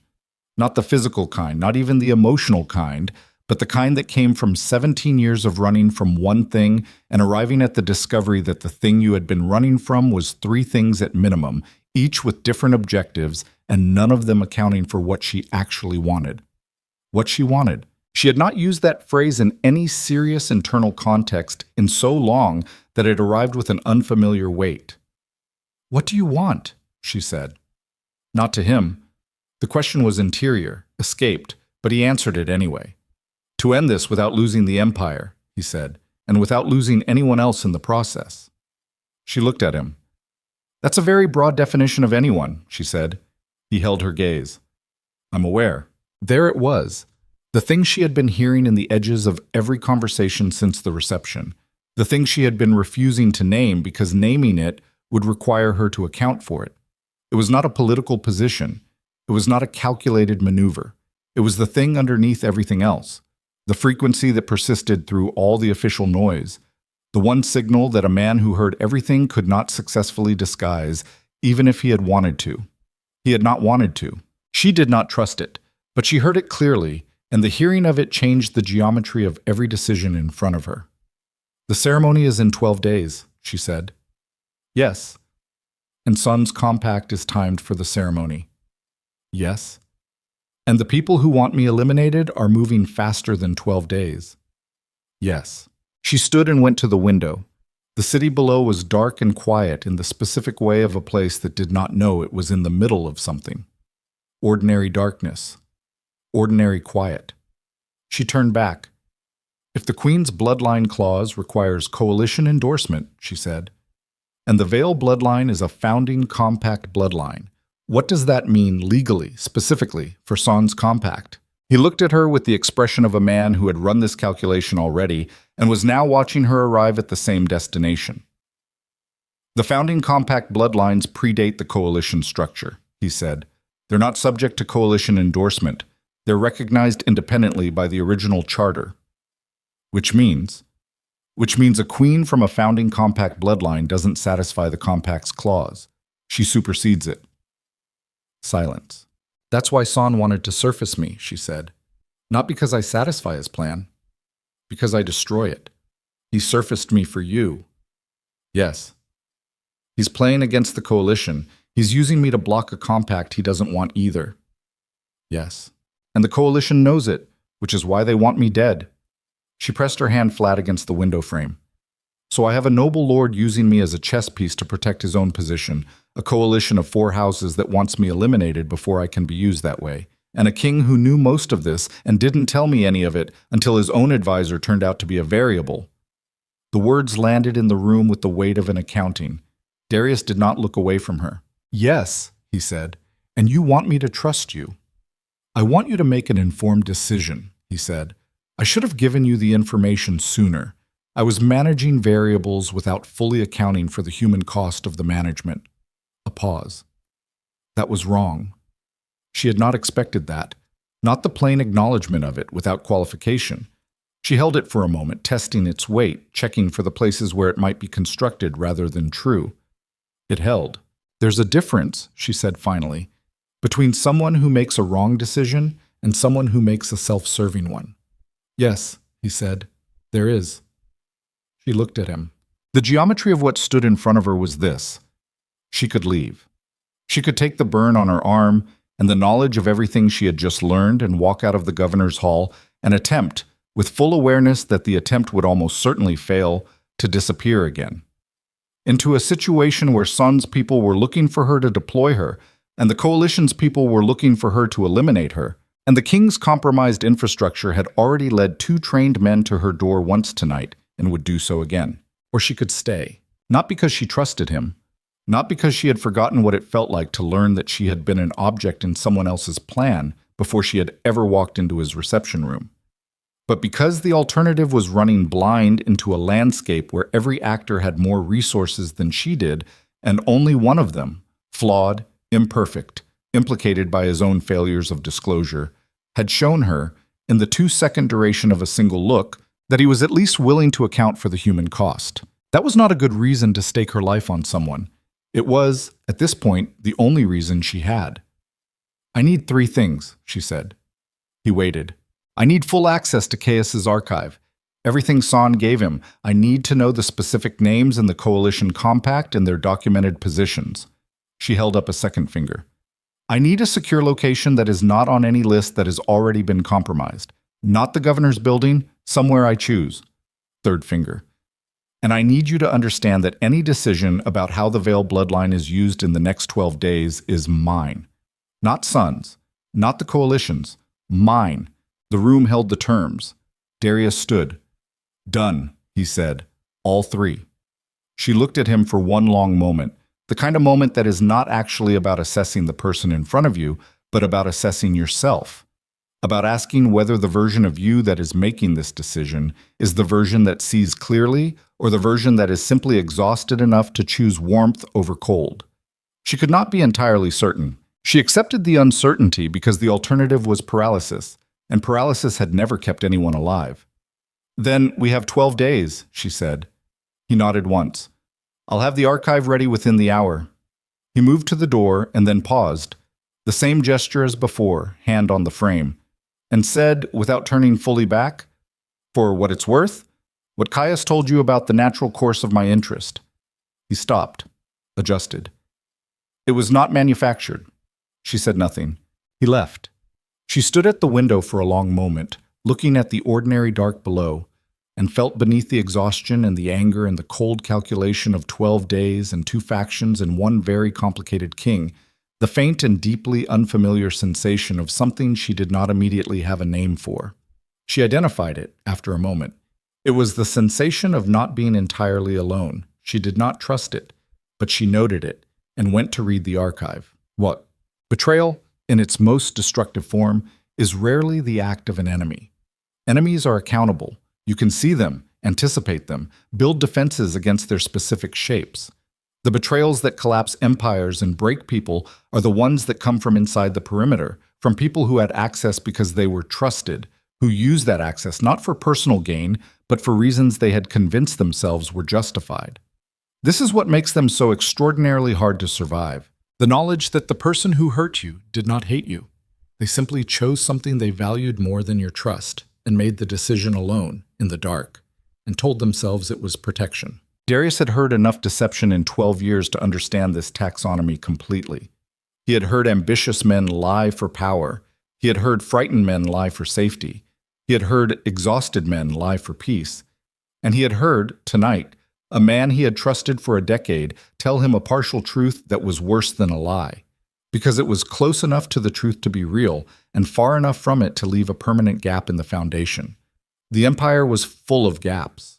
What he had not understood before tonight was how much of the structure he had been holding together himself without acknowledging the weight. A king who hears everything hears too much to ever admit that he is also carrying it. Some weights were not meant to be carried alone. He was beginning, at considerable cost, to learn this. Outside the governor's hall, in the slowly lightening dark, a city went about the business of not knowing what was coming. 12 days felt like a long time from the inside of a quiet room. From the outside, looking at the shape of what 4 noble houses and at least 2 competing agendas had assembled, 12 days was nothing. It was barely enough to change. Whether it was enough to survive the change was a different question entirely, one he could not yet answer. The archive took her 4 hours to read. Not because it was long. Caius was a precise man, and his documentation was precise in the way of someone who had known, even while building it, that it might one day serve as his only defense. It was dense with names, dates, specific language from specific conversations, financial notations with enough detail to be actionable. 4 hours because she read everything twice. Because the first read was for information, and the second read was for the thing underneath the information, the pattern. The architecture, the shape of what 4 noble houses had been building in the dark, while the empire ran its ordinary business above them. By the time she set the last page down, the window in the secure room Darius had arranged, a private chamber in a merchant house 3 streets from the governor's hall, owned by a man whose loyalty had been tested and verified through channels that had not yet been compromised, was showing the gray that preceded dawn. She sat with the full weight of what she knew. Lord Arveth's son was not the primary actor. He was a man who had seen the coalition's plan forming years before it was ready to deploy, and had made the calculation that his own position was safer if the plan failed, not because he opposed it on principle, but because the coalition's success would reduce him to a secondary power, in an arrangement that currently treated him as an equal. His surfacing of Seraphine was not altruistic, and it was not genuinely pro-king. It was the move of a man protecting his own floor. The primary actors were 4 houses: Veth, Charon, Aldrich, and Morn. Old names, all of them.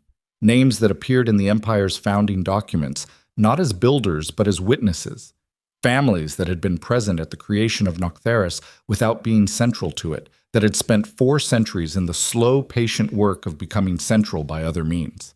They had done it through marriage consolidation, through strategic positioning in the administrative infrastructure, through the kind of generational patience that was only possible for families that thought in decades rather than years. The compact they had prepared for the choosing ceremony was elegant in its brutality. It was framed as a traditional affirmation of inter-house loyalty, the kind of document that had historical precedent and therefore could not be refused without appearing to reject the Empire's own foundations. But buried in its secondary clauses, in language that was technically traditional while being functionally new, was a governance transfer that would move Eastern territorial authority to a coalition council rather than the crown. Not permanently. The document was careful about that. For a period of 30 years subject to renewal. 30 years was enough to make it permanent in every way that mattered. And the Queen's Bloodline clause, the requirement that the bonded Queen carry coalition endorsement, was the mechanism that made the whole architecture functional. A king who bonded without coalition endorsement could be painted, using the document's own language, as acting against traditional compact law. It would not remove him from the throne, but it would give the 4 houses the constitutional leverage to challenge every subsequent decision he made in the Eastern territories, to delay, obstruct, and gradually hollowing out the crown's authority until what remained was a title without a kingdom. They had spent 4 years building this, and they had built it while serving on the king's own advisory councils. Seraphine put the last page flat on the table. Power, in the final analysis, is not a thing held. It is a thing performed, a continuous act of maintenance, of demonstrating credibility at sufficient frequency that the alternative never gains enough stability to function. The 4 houses had understood this. They had not tried to take the empire. They had tried to make the empire take them, permanently, by embedding their authority in the structure of a single moment that could not be undone. The choosing ceremony was in 9 days. She had spent the last 3 sleeping in 2-hour intervals, working through the archive, mapping the specific legal weaknesses in the compact's construction with the help of 2 scholars that Darius had brought in under conditions of complete discretion. The scholars were old, precise, and visibly uncomfortable with the nature of what they were being asked to analyze. She did not require them to be comfortable. She required them to be accurate. They had found 3 weaknesses. One was procedural, a timing requirement in the compact's activation clause that could be challenged if the ceremony's official commencement was delayed past a specific hour. One was substantive, a definition of coalition endorsement that, under strict reading of the original charter language, did not include the houses of Charon or Morn, because both families had undergone bloodline consolidations in the last century that technically altered their charter standing, and one was structural, The founding compact bloodline supersession that she had identified herself, the night she sat across from Darius and felt the geometry of her own position shift beneath her. None of the three weaknesses was individually sufficient. Together, with precise timing and specific documentation presented in a specific sequence before a specific audience, they might be enough. Might. She did not trade in might. She traded in what she could verify and what she could control. Everything else was managed risk, and managed risk required knowing, with exhaustive clarity, what the unmanaged version looked like. She went to find Darius. He was in the governor's inner courtyard, alone, in the early morning cold that had the particular quality of a city not yet fully awake. He stood at the courtyard's far wall, looking at nothing specific, in the manner of a man using external stillness to manage something internal that was refusing to stay still. She had seen this before. Not in him, in herself. The body's need when under extended pressure to find a fixed point and hold it, even if the fixed point was an arbitrary wall in an arbitrary courtyard. She crossed the courtyard and stood beside him. He looked at her. "You read all of it," he said, "twice. And we have 3 legal avenues and 9 days and a ceremony that the 4 houses have been preparing for 4 years. She looked at the wall. And we have the fact that the coalition will not wait to find out whether we've identified their weaknesses. They've already sent people twice. They'll send more. I've doubled the perimeter guard on this building. The perimeter guard is composed of people whose loyalty you assessed before you knew your information chain was compromised. She said it without heat. Just the fact. Some of them may be clean, some of them may not be. His jaw tightened slightly. I know. Then you know that the 9 days are the least of our problems right now. The immediate problem is the next 24 hours. He turned to look at her fully. What do you need? She had been thinking about this since the 4th hour of the archive. The thing she needed was not logistical. It was not a resource she could request or a person she could identify. It was a decision, a specific kind of decision that could only be made by one of the 2 of them, and that had implications that extended well past the next 9 days.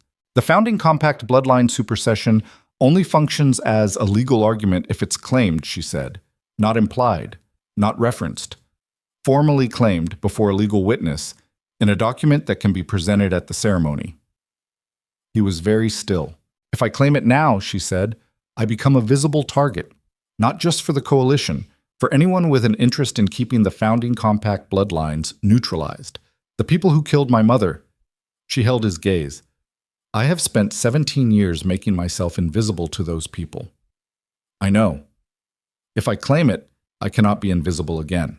I know, he said, and this time it carried a different weight, not just acknowledgement, but the weight of someone who understood what they were asking and was willing to sit with the cost of the asking. She looked at him in the early morning light, this man who heard everything and had still managed to be surprised by the specific shape of what was coming for him, and thought about the distance between what she had believed herself to be, a woman who lived alone and required nothing from anyone, and what she appeared to have become, in 9 days and in spite of every intention, a person with skin in something. There's a condition, she said. Name it. If this works, if we dismantle the compact at the ceremony and the coalition loses its mechanism, the governance review for the Eastern Territories proceeds under Crown authority, but with a reformulated advisory structure. Not the 4 houses, not Sun, a representative council drawn from the territories themselves. She watched his face. The people who actually live in the East decide who speaks for the East. He looked at her for a long moment. That's a significant structural reform, he said. Yes. It will create conflict with every traditional house in the empire, not just the 4. Yes. And you're attaching it as a condition of your cooperation. I'm attaching it as the reason my cooperation means something, she said. There's a difference. The courtyard held the morning quiet between them. Done, he said. She nodded once. I need a legal witness and a charter scholar available within the hour, she said. And I need you not in the room when I make the claim. This has to be independent of royal influence to hold up under challenge. Understood. She turned to go, and he said her name, not Calavos. Seraphine. It was the first time anyone had said it aloud, in her presence, in 17 years. It landed in her chest with a weight she had not prepared for. The specific and devastating weight of being called by the name you actually were, after years of answering to the name you had built to survive. She stopped. "For what it's worth," he said, "I'm sorry it took this long for it to be safe to say it." She stood with her back to him for one full breath. "It's not safe yet," she said. "No," he agreed. "But I said it anyway." She walked back inside. The ceremony preparations were the Empire's most visible machinery, and visible machinery was the easiest kind to move people through unnoticed. That was the logic of it, the reason the Coalition had chosen this particular window, this particular event, this particular convergence of thousands of people, and the concentrated attention of every noble house in Noctharis. When the machinery was large enough, anything could happen inside it, including the things that were not supposed to happen. 6 days out from the ceremony, Seraphine sat in the back of a document carriage moving through the capital city of Varanthus.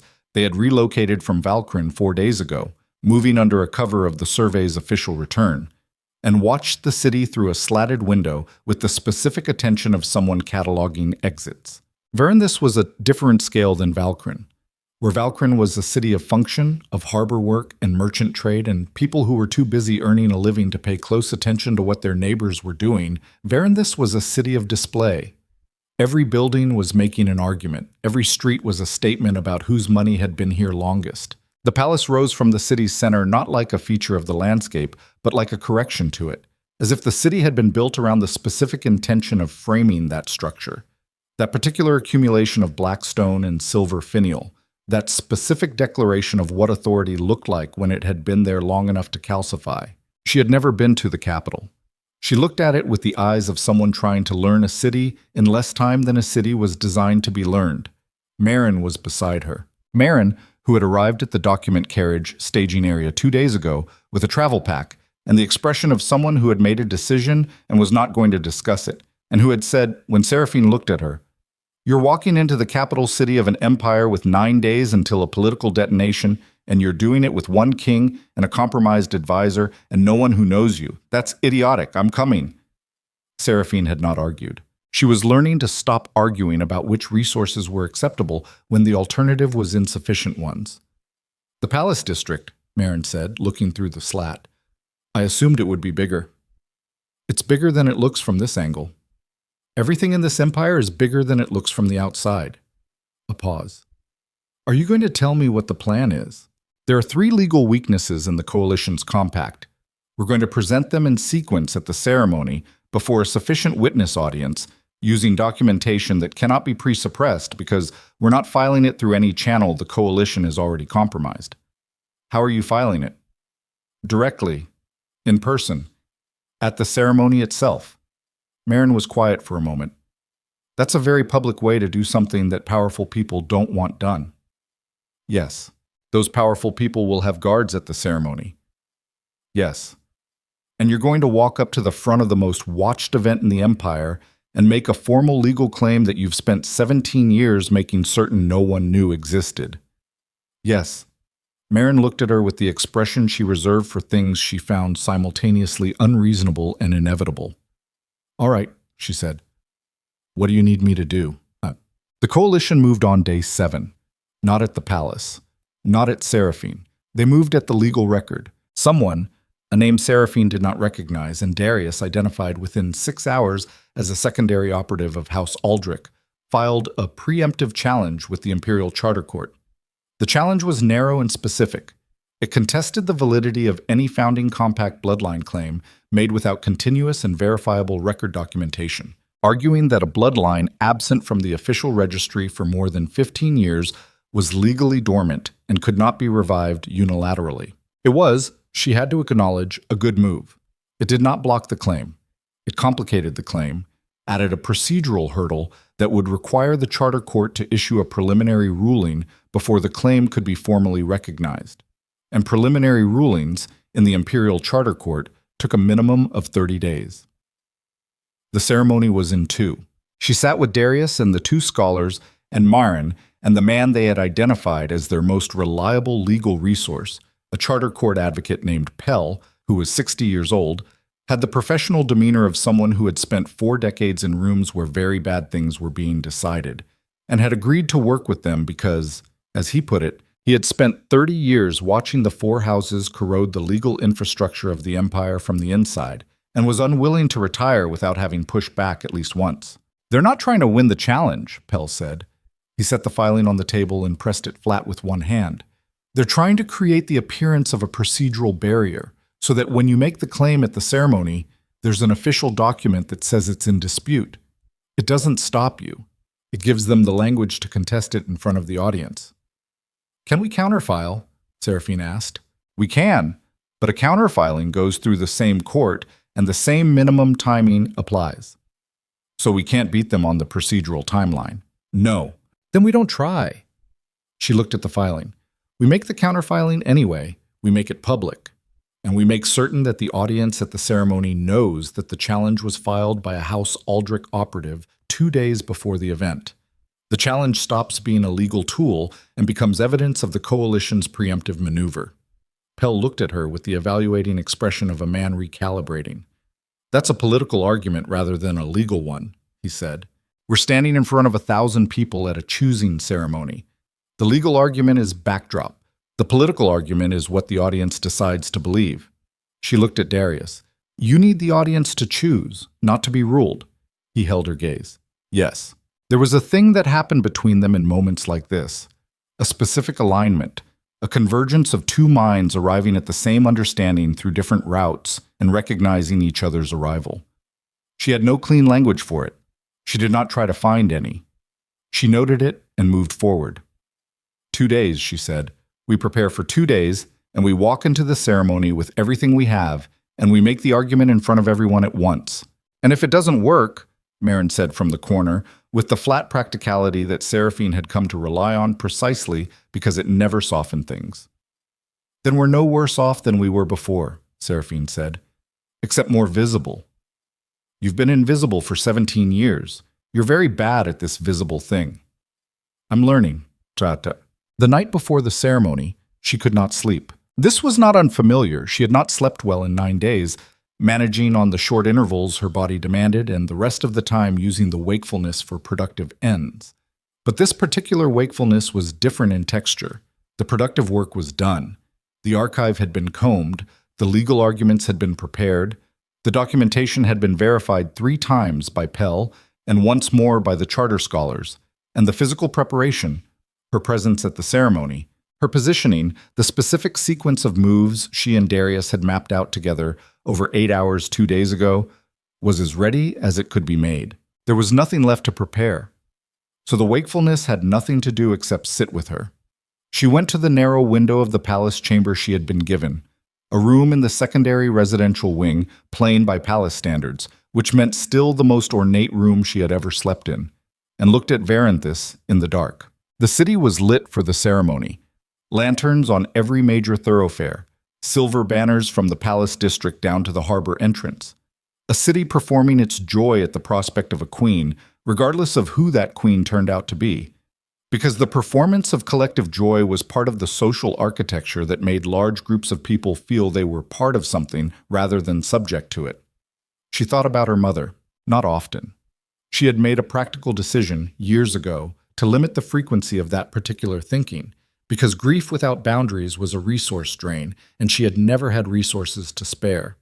But tonight, with the city lit below and the ceremony 12 hours ahead, and the name Seraphine Vale existing in a formal legal claim document for the first time in 17 years, she let herself think about her mother without the boundary. Her mother had been a quiet woman, specific in her affections, unhurried in a way that Seraphine had not understood as a child, had experienced as slowness rather than deliberateness, and had understood only much later as the particular quality of a person who had learned to be fully present in each moment because the moments were not guaranteed. She had not been given the chance to grow old. The men who had arranged that had done it in the name of the same institutional order that the four houses were now trying to preserve and extend. The order that required certain bloodlines to remain invisible, certain women to remain erasable, certain histories to stay buried under the cleaner histories that served the current arrangement better. Seraphine pressed her forehead against the cool glass. She had not set out to be a person who fought things. She had set out to be a person who survived things. Those were not the same project, and for 17 years the survival had been sufficient, had been the whole and complete definition of what she was doing and why. But survival without direction was just waiting. She was tired of waiting. The knock at the door was soft, and she recognized the cadence of it. Darius had a specific knock, unhurried, 2 beats with a particular spacing that she had cataloged without meaning to, the way you catalog things about people you were spending excessive hours in proximity to. "Come in," she said. He entered and looked at her at the window and did not comment on the fact that it was past the second bell of night. "I couldn't sleep either," he said. "I know. I heard you in the corridor 20 minutes ago." He looked at her with a trace of something that might have been self-consciousness, which on his face was so unusual she almost didn't recognize it. "I wanted to tell you something before tomorrow," he said. She turned from the window. "Whatever happens at the ceremony," he said, "however the legal argument lands, however the audience responds, I want you to know that the decision I made about how I want to use the authority of the crown going forward, that decision is not contingent on the ceremony's outcome." He looked at her with the listening expression, but turned inward now, directed at himself rather than at her. "I made it before I knew whether you would help me. I made it the night I sat in that room and heard the shape of what you'd been carrying. Pashamam mishpipachit." She looked at him. There was no instrument language for what she was hearing in this. No calibration, no analysis. It was the thing underneath all the analysis. The signal that persisted when everything else went quiet. "You heard me," she said. "Yes. Not as a variable, not as a legal mechanism. No." She held this for a moment. "That's a dangerous thing for a king," she said, hearing a person instead of a position. "I'm aware." He held her gaze. "I've been aware since the reception in Valkyrin. I've been doing a very poor job of managing it." She looked at him, at this man who had been built by his inheritance and his crown into something that was supposed to be beyond the reach of ordinary human need, and who was standing in a plain chamber in his own palace at 2 a.m, admitting that he was not. She crossed the room. She stood close enough that she could hear his heartbeat, elevated, controlled, the same kind of control she used herself, the control that revealed rather than concealed, and looked at him directly. "After tomorrow," she said, "whatever is left standing, we talk about what this is." "Yes," he said, "not before. I need a clear head for tomorrow." "Yes." And Darius. She said his name the way he had said hers in the courtyard, with the weight of something that had been withheld too long. "If tomorrow goes wrong, and we end up in a situation we can't legal argument our way out of, I need you to promise me something." "What?" "Don't sacrifice the reform to save me." He looked at her, his jaw tightened. "The Eastern Territories," she said. "The Representative Council. The reform. That's the thing that matters past this moment. That's the thing my mother's bloodline should mean, if it means anything. Not the ceremony, not the compact. The actual change." She held his gaze. "Promise me." A long silence. "I promise," he said, "on the condition that the scenario you're describing doesn't happen. That's not how promises work. It is when the person making them has every intention of ensuring the scenario doesn't come to pass." He looked at her with something that had moved past the instrument quality into something raw and more direct. "I'm not going to let anything happen to you tomorrow. That is also a promise." She looked at him for one long moment. "Get some sleep," she said. He nodded and left, and she stood in the empty room and pressed her hand against her sternum and felt her own heartbeat, which was not, she noted with the detached precision of long practice, as controlled as it usually was. She accepted this, went back to the window. The city burned with borrowed light below, 12 hours from the moment that would determine what the empire became and what she became inside it. And she stood in the dark and breathed and let herself, for the first time in 17 years, be afraid of something she actually wanted to survive. The Grand Choosing Hall was the Empire's largest interior space, a vaulted chamber beneath the palace's central tower, constructed 4 centuries ago for exactly this function, and preserved with the specific reverence that important spaces accumulate when they have hosted enough history to begin generating their own gravity. She stood at the hall's eastern entrance and looked at it. Thousands of people. Every noble house, every trade representative, every political faction that had sent a delegation, all of them assembled under crystal chandeliers and silver and black banners, moving through the pre-ceremony circulation with the elaborate casualness of people who were watching everything. Darius was at the far end of the hall, at the ceremony's formal stage, visible above the crowd's general level by the particular way crowds arranged themselves around him. She found the four houses by their cluster positions, Veth and Aldrich together near the left gallery, Karen and Morn distributed across the central floor in the manner of people who had agreed on positioning in advance. Son was near the right wall, alone, watching everything with the expression of a man who had played a card and was waiting to see what it turned over into. Marin was in the secondary corridor with Pell, holding the documentation in a waterproof case, waiting for the signal. 3 legal weaknesses, 1 political argument, 1 audience, 1 shot. She moved into the hall. The ceremony began with the traditional formal commencement, the herald's recitation, the official roll call of attending houses, the ceremonial acknowledgement of the crown. She stood in the body of the hall and watched it proceed and tracked the coalition's positions and waited. The compact presentation was timed for the ceremony's midpoint, the formal moment, established by tradition, when the crown invited statements of compact and loyalty from the assembled houses. It was elegant, the choice of that moment. Traditional. Difficult to challenge, without appearing to challenge tradition itself. She watched Lord Veth begin to move toward the stage. She moved first. The space that opened around her as she walked toward the ceremony's front was not natural. It was the space that opens around a person who is moving with absolute deliberateness toward something that the crowd around them cannot yet identify, but can feel. Heads turned. The attention of 1,000 people was a physical thing, directional and weighty. She reached the stage platform before Veth reached it from the other side. She turned to face the hall. The silence came quickly. Not complete, not immediate, but fast. Because a woman standing where only the crown's representatives should stand, at the ceremony's central position, was a disruption that the assembled crowd's instincts recognized as requiring attention. Darius stood 8 feet behind her on the stage. She did not look at him. She looked at the hall. "I am Seraphine Vale," she said. Her voice was even. It carried.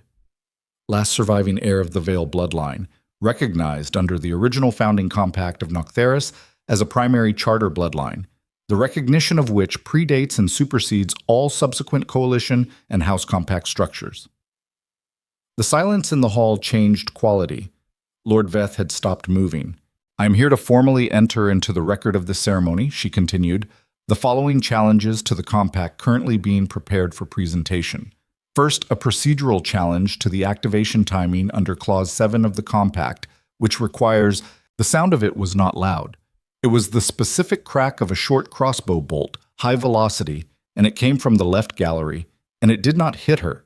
It hit the stage platform 3 inches from her left foot, and she understood immediately that it had not been intended to hit her, but to stop her. And she understood this because she was already looking at where it came from, and she was already moving.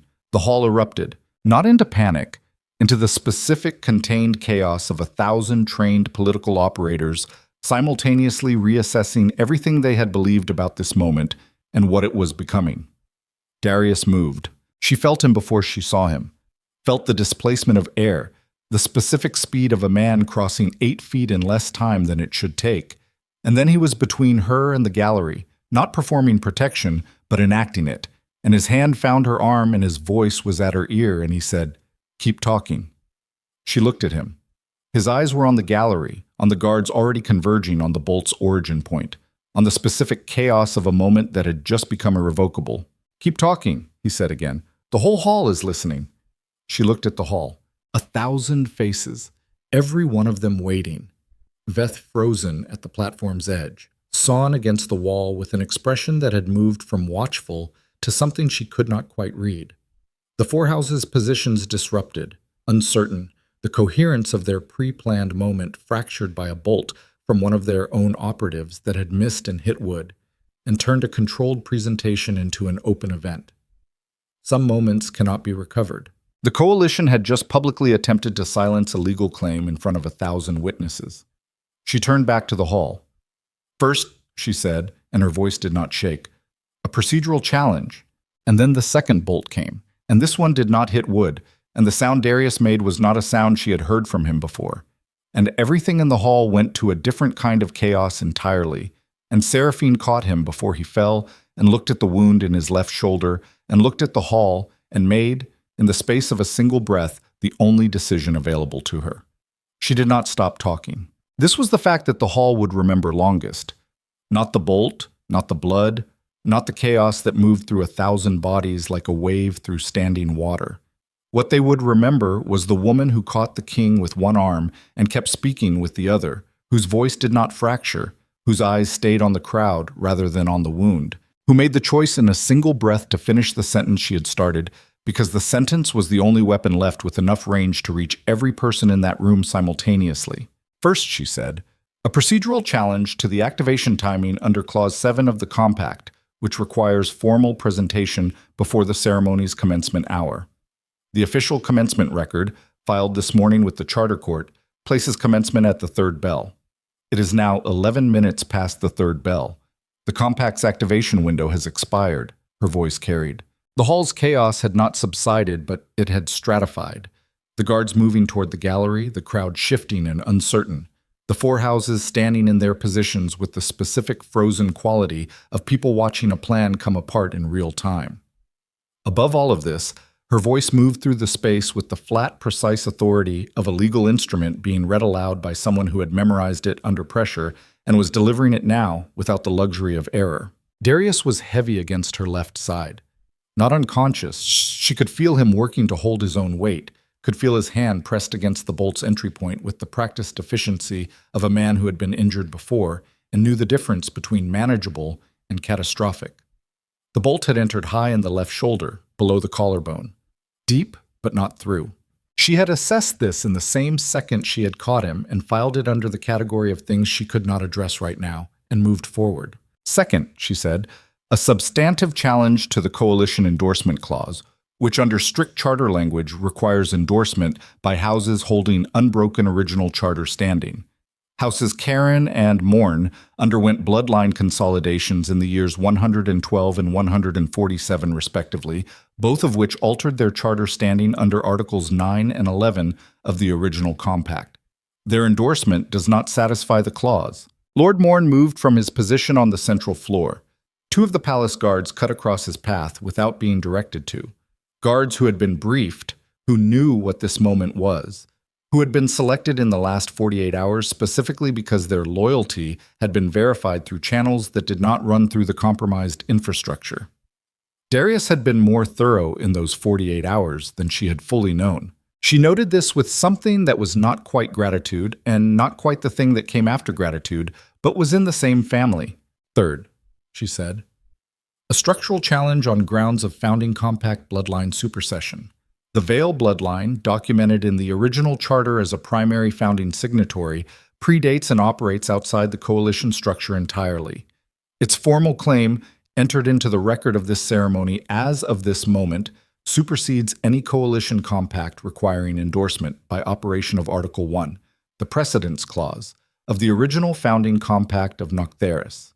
She stopped. The hall breathed. 1,000 people in a single space, holding the specific stillness of a crowd that has just heard something it is not yet certain how to process, the way a body holds still after a fall, taking inventory before deciding whether to move. Pell emerged from the secondary corridor. He was 60 years old and walked with the unhurried certainty of a man who had been in contentious rooms for 4 decades and had long since stopped being frightened by them. He carried the documentation case. He went to the ceremony's official record table, the table where the herald sat, where the formal record of the event was being maintained in the tradition that had governed choosing ceremonies for 2 centuries, and set the documentation on it. For the official record, Pell said, to the herald, who was looking at him with the expression of a man whose day had departed from all preparation. The preceding challenges and the formal Vale bloodline claim are entered as of the third bell and 11 minutes, this date, in the reign of King Darius Blackthorne of Noctharis. The herald looked at the documentation. He looked at the hall. He looked at Seraphine, holding the king upright on the stage platform, and at Darius, who was now fully conscious and fully present in the way of someone overriding pain with intention, and at the four houses, who were no longer in their prearranged positions but scattered, uncertain, stripped of the coordinated timing that their plan had required. The herald picked up his official pen. He entered the record. Dead. The gallery's second shooter was taken by palace guards before he could notch a third bolt. He was not a member of any house's official retinue. He was a contracted operative, and his contracting chain led, through two intermediaries, directly to House Aldrich's secondary financial officer, the same channel that had filed the preemptive charter challenge 2 days prior. This information was in the hands of the Imperial Justice Office within the hour. It was in front of the full assembled hall within 2. Not because Seraphine had planned that timeline specifically, but because the operational logic of what she and Darius had built over 9 days included the understanding that the moment the compact failed, the coalition's most vulnerable members would begin looking for ways to establish distance from the parts of the plan that had crossed from political maneuvering into something the Empire's law categorized differently. They did not need to be pressured. They only needed to understand that the documentation existed and was in the right hands, and that cooperation with the Justice Office's inquiry would be distinguished, in whatever followed, from non-cooperation. House Karen cooperated within the first hour. House Morn followed within 3. Veth held out until the following morning, at which point the weight of what Karen and Morn had already provided to the Justice Office made holding out a posture without a floor to stand on. Aldrich was the last, and the most culpable, and the least surprised when the full accounting arrived. Lord Aldrich was an old man who had spent 50 years building exactly this kind of architecture, and he had the specific quality of very old ambitious men who have finally been caught, not broken, not dramatic, just finished.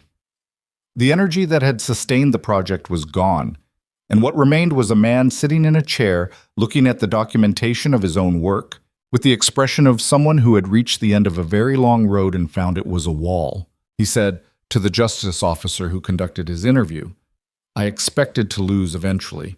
I did not expect to lose to her." The officer recorded this. It was in its way the most honest thing anyone from the coalition said during the entire proceedings. Darius was in the palace medical chamber for 6 hours. The bolt had done damage that was serious but specific: muscle and connective tissue, nothing that touched the lung or the major vessels, nothing that would kill him if properly addressed. And the palace physicians were people who had been trained to properly address exactly this category of injury and exactly the kind of person who needed to continue functioning on a compressed timeline. Seraphine sat outside the chamber on a bench in the corridor that smelled of medicinal compounds and old stone and did not move for most of those 6 hours. Marin brought her water at some point. She drank it without registering the act. Pell came by to confirm the record entries had been verified and accepted by the Charter Court's emergency session, convened the same evening at the formal request of the Herald's official documentation. She acknowledged this, and he left. Caius came at the 3rd hour. He sat beside her on the bench without asking permission and without speaking, and she let him sit there because she did not have the energy to address his presence one way or the other, and because the corridor was long and the bench was large, and his presence, whatever its complicated history, did not require anything from her. After a long time, he said, "I should have handled it differently." "Yes," she said. "I told myself it was protection." "I know. It wasn't. It was control. The kind of thing you do when you're afraid and you dress the fear up as strategy." He looked at the floor. "He'll keep me on. He told me this morning he'd keep me on. I don't know whether I deserve that." She looked at him. "Whether you deserve it is between you and him," she said. "What matters is what you do with it." He was quiet for a moment. Then, "You're going to be very difficult to work around." "I'm going to be very difficult to work around," she agreed. Something in his expression shifted. Not a smile, not exactly, but the movement that happens in a face when it releases something it has been holding. He left. She went back to looking at the wall. This was the thing about the aftermath of an irrevocable act, the thing no account of it ever quite captured accurately. The act itself had a compression to it, a density of time and attention that made it feel, from the inside, like more than it was. And then the act ended, and the compression released, and what remained was the ordinary corridor, the ordinary bench, the ordinary smell of medicine and stone, and a woman who had spent 17 years running and had, today, stopped, and was now sitting in the stillness of having stopped without yet knowing what came next. It was not peaceful. It was not triumphant. It was the specific and unremarkable sensation of having arrived somewhere after a very long journey and found that arrival was not a destination, but a starting point. She sat with this. The door to the medical chamber opened. Why, he looked worse than she had expected and better than she had feared, which was its own kind of relief. The functional kind, the kind that did not require language. He was upright, which the physician accompanying him was clearly reserving judgment about. His left arm was bound across his chest in a stabilizing wrap. His color was not good, and he moved with the careful deliberateness of someone managing pain by organizing their body around it rather than through it. He looked at her on the bench. "You kept talking," he said. "Yes. With a bolt in the stage floor and me bleeding on you." "The argument was not complete," she said. "Stopping would have been a waste of 9 days." He looked at her for a long moment with the listening expression, and she watched him hear what was underneath the practical statement, and she watched him decide not to press on it, which was the correct decision. "The justice proceedings," he said. "Chaos briefed me. Karen and Morn are cooperating. Aldrich will by morning. Veth is the variable, but without the others he has no structure to stand in." She stood from the bench. "The compact is void. The preemptive challenge has been withdrawn by Aldrich's legal office already. They filed within the hour. Pell says the Charter Court will issue a formal confirmation of the Vale claim within the week." And Son is exactly where he was before all of this. He used me as a chess piece and the board tipped over and he walked away from the table. He has not been implicated in anything prosecutable. She paused. He sent a message this afternoon, through proper channels, congratulating the Crown on the ceremony's resolution. Darius made a short sound that was not quite a laugh. "Of course he did," he said. "He'll be a problem for a long time." "I know. But a problem with the coalition dismantled and the Eastern Reform underway is a smaller problem than the one we had yesterday." He looked at her steadily. "The reform, the representative council. I want to start the formal drafting process next week." "I'll be here for it," she said. "I know." He said it simply, without underlining it, which was why it landed with the weight that it did. The physician behind him cleared his throat with the diplomatic restraint of someone managing a patient who was not behaving in a manner consistent with medical advice. "You need to rest," Seraphine said. "I need to do several things, rest being one of them." He looked at her. "Walk with me." The physician will survive the walk. I need to move." He held her gaze. "Walk with me." She walked with him. Chad. The palace's eastern corridor ran the length of the secondary residential wing and ended at a set of doors that opened onto a narrow balcony overlooking the inner garden, a space that had the quality of somewhere that existed between the palace's official functions, too small for ceremony, too plain for presentation, the kind of place that accumulated quiet, the way stone walls accumulated cold. They stood at the balcony's edge. The city below was still lit. The ceremony's lanterns had not been extinguished. The evening had, officially, proceeded as planned, because the Empire's machinery was too large and too practiced to halt itself entirely for an event that had not, in the end, succeeded in disrupting the ceremony's completion. Verandis was luminous and ordinary and indifferent, 10,000 people living their evening in the warm light of borrowed celebration. He was in pain. She could see it in the set of his jaw and the careful quality of his breathing. She did not mention it because mentioning it would be an insult to a man who had made a clear decision about how he was managing it. "I've been thinking about what you said," he said, "about visibility. I've said several things about visibility. The last one, the night before the ceremony. You said it wasn't safe yet, but I said it anyway." She looked at the city. "I've been thinking about what that costs," he said, "saying the thing before it's safe. I've spent 12 years in a position where saying the thing before it's safe was operationally irrational, where every word was a variable and every variable had potential consequences, and managing consequence was the primary function of everything I did." He paused. "That's not living. It's administration. It kept the empire running. Parts of it." He turned to look at her. "Other parts it let rot, because rot that doesn't announce itself is harder to hear than the noise in the foreground, and I was very focused on the noise." He looked at her with the direct quality that she had come to understand was his most honest register, not the controlled listening expression, not the king's formal attention, but the thing underneath those, the frequency that persisted. You heard the rot. I had access to the archive. Before the archive. At the reception in Valkyrin, before I'd spoken to you for 4 minutes, you had already assessed 3 exit routes, identified the 2 people in the room who were managing something they shouldn't have been, and clocked the fact that I had changed direction. He watched her. I know because I was watching you while I was walking toward you. You had already read the room better than my senior survey officer. She said nothing. 17 years of survival does that, he said. It builds a kind of intelligence that institutions don't produce, because institutions protect their people from consequence, and consequence is the best teacher there is. He looked back at the city. I want that intelligence in the work, formally, not as a consultant, not as a bloodline mechanism, as a co-architect of the Eastern Reform and whatever comes after it. You're describing a position. I'm describing a partnership. He said it plainly.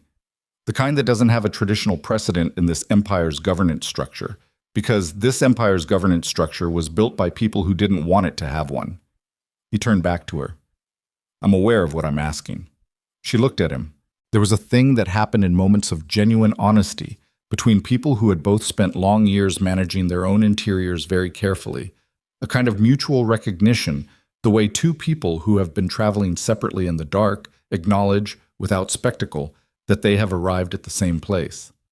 She had felt it in pieces throughout these 9 days and had refused, each time, to fully name it, because naming it felt premature, felt like a luxury she could not afford until the work was done. The work was done, or rather, this phase of it was done.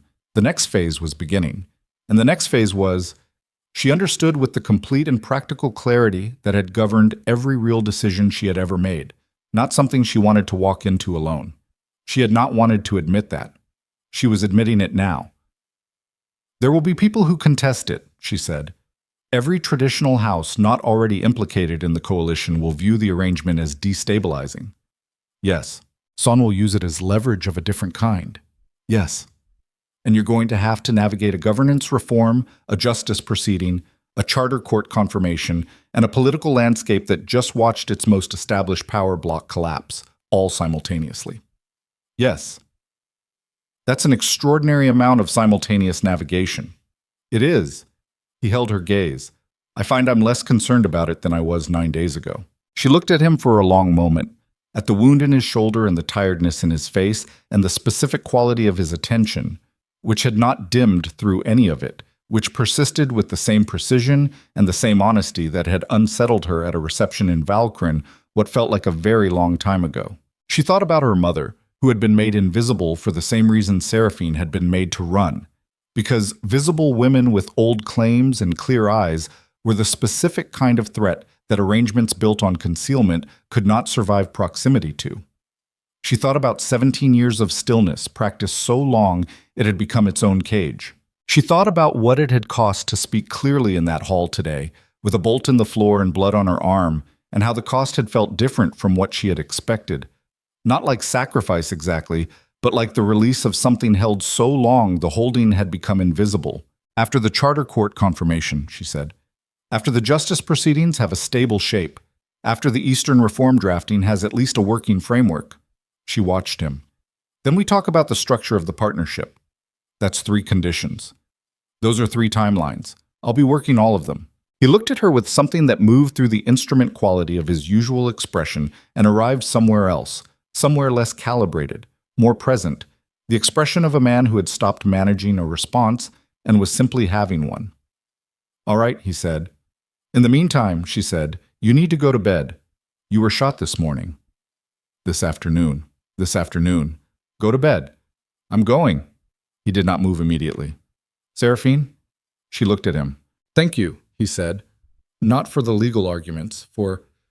He stopped, adjusted, the way she had come to understand he adjusted when the first version of a thing was too large or too imprecise for the space available. For not running. She held this. The honest answer to it was complicated, and she knew it, and she thought he probably knew it too. That she had come very close to running, that the decision not to run had not been clean or immediate or heroic, that it had been made in increments, under pressure, with incomplete information, and that it had been made at least partly because of him, and partly because of her own exhaustion, with the alternative. She gave him the honest answer. "I almost did," she said. "I know." He looked at her. "I'm glad you didn't." He went inside. She stayed on the balcony. Mom, strength, in the accounts written afterward, would be assigned to the specific moments, the voice that continued in the hall, the legal argument delivered under fire, the decision to make the claim after 17 years of deliberate invisibility. These are the moments that histories choose, because histories require legibility, and legibility requires compression, and compression requires selecting the moment the river crests and calling that the story. But the real architecture of strength is not in the cresting. It is in the riverbed, the long, unglamorous work of deciding, day after day, in the absence of witnesses and the presence of fear, to keep moving rather than to stop. It is in the 17 years before the ceremony. It is in the 12-year-old who ran when she should have had the luxury of grieving.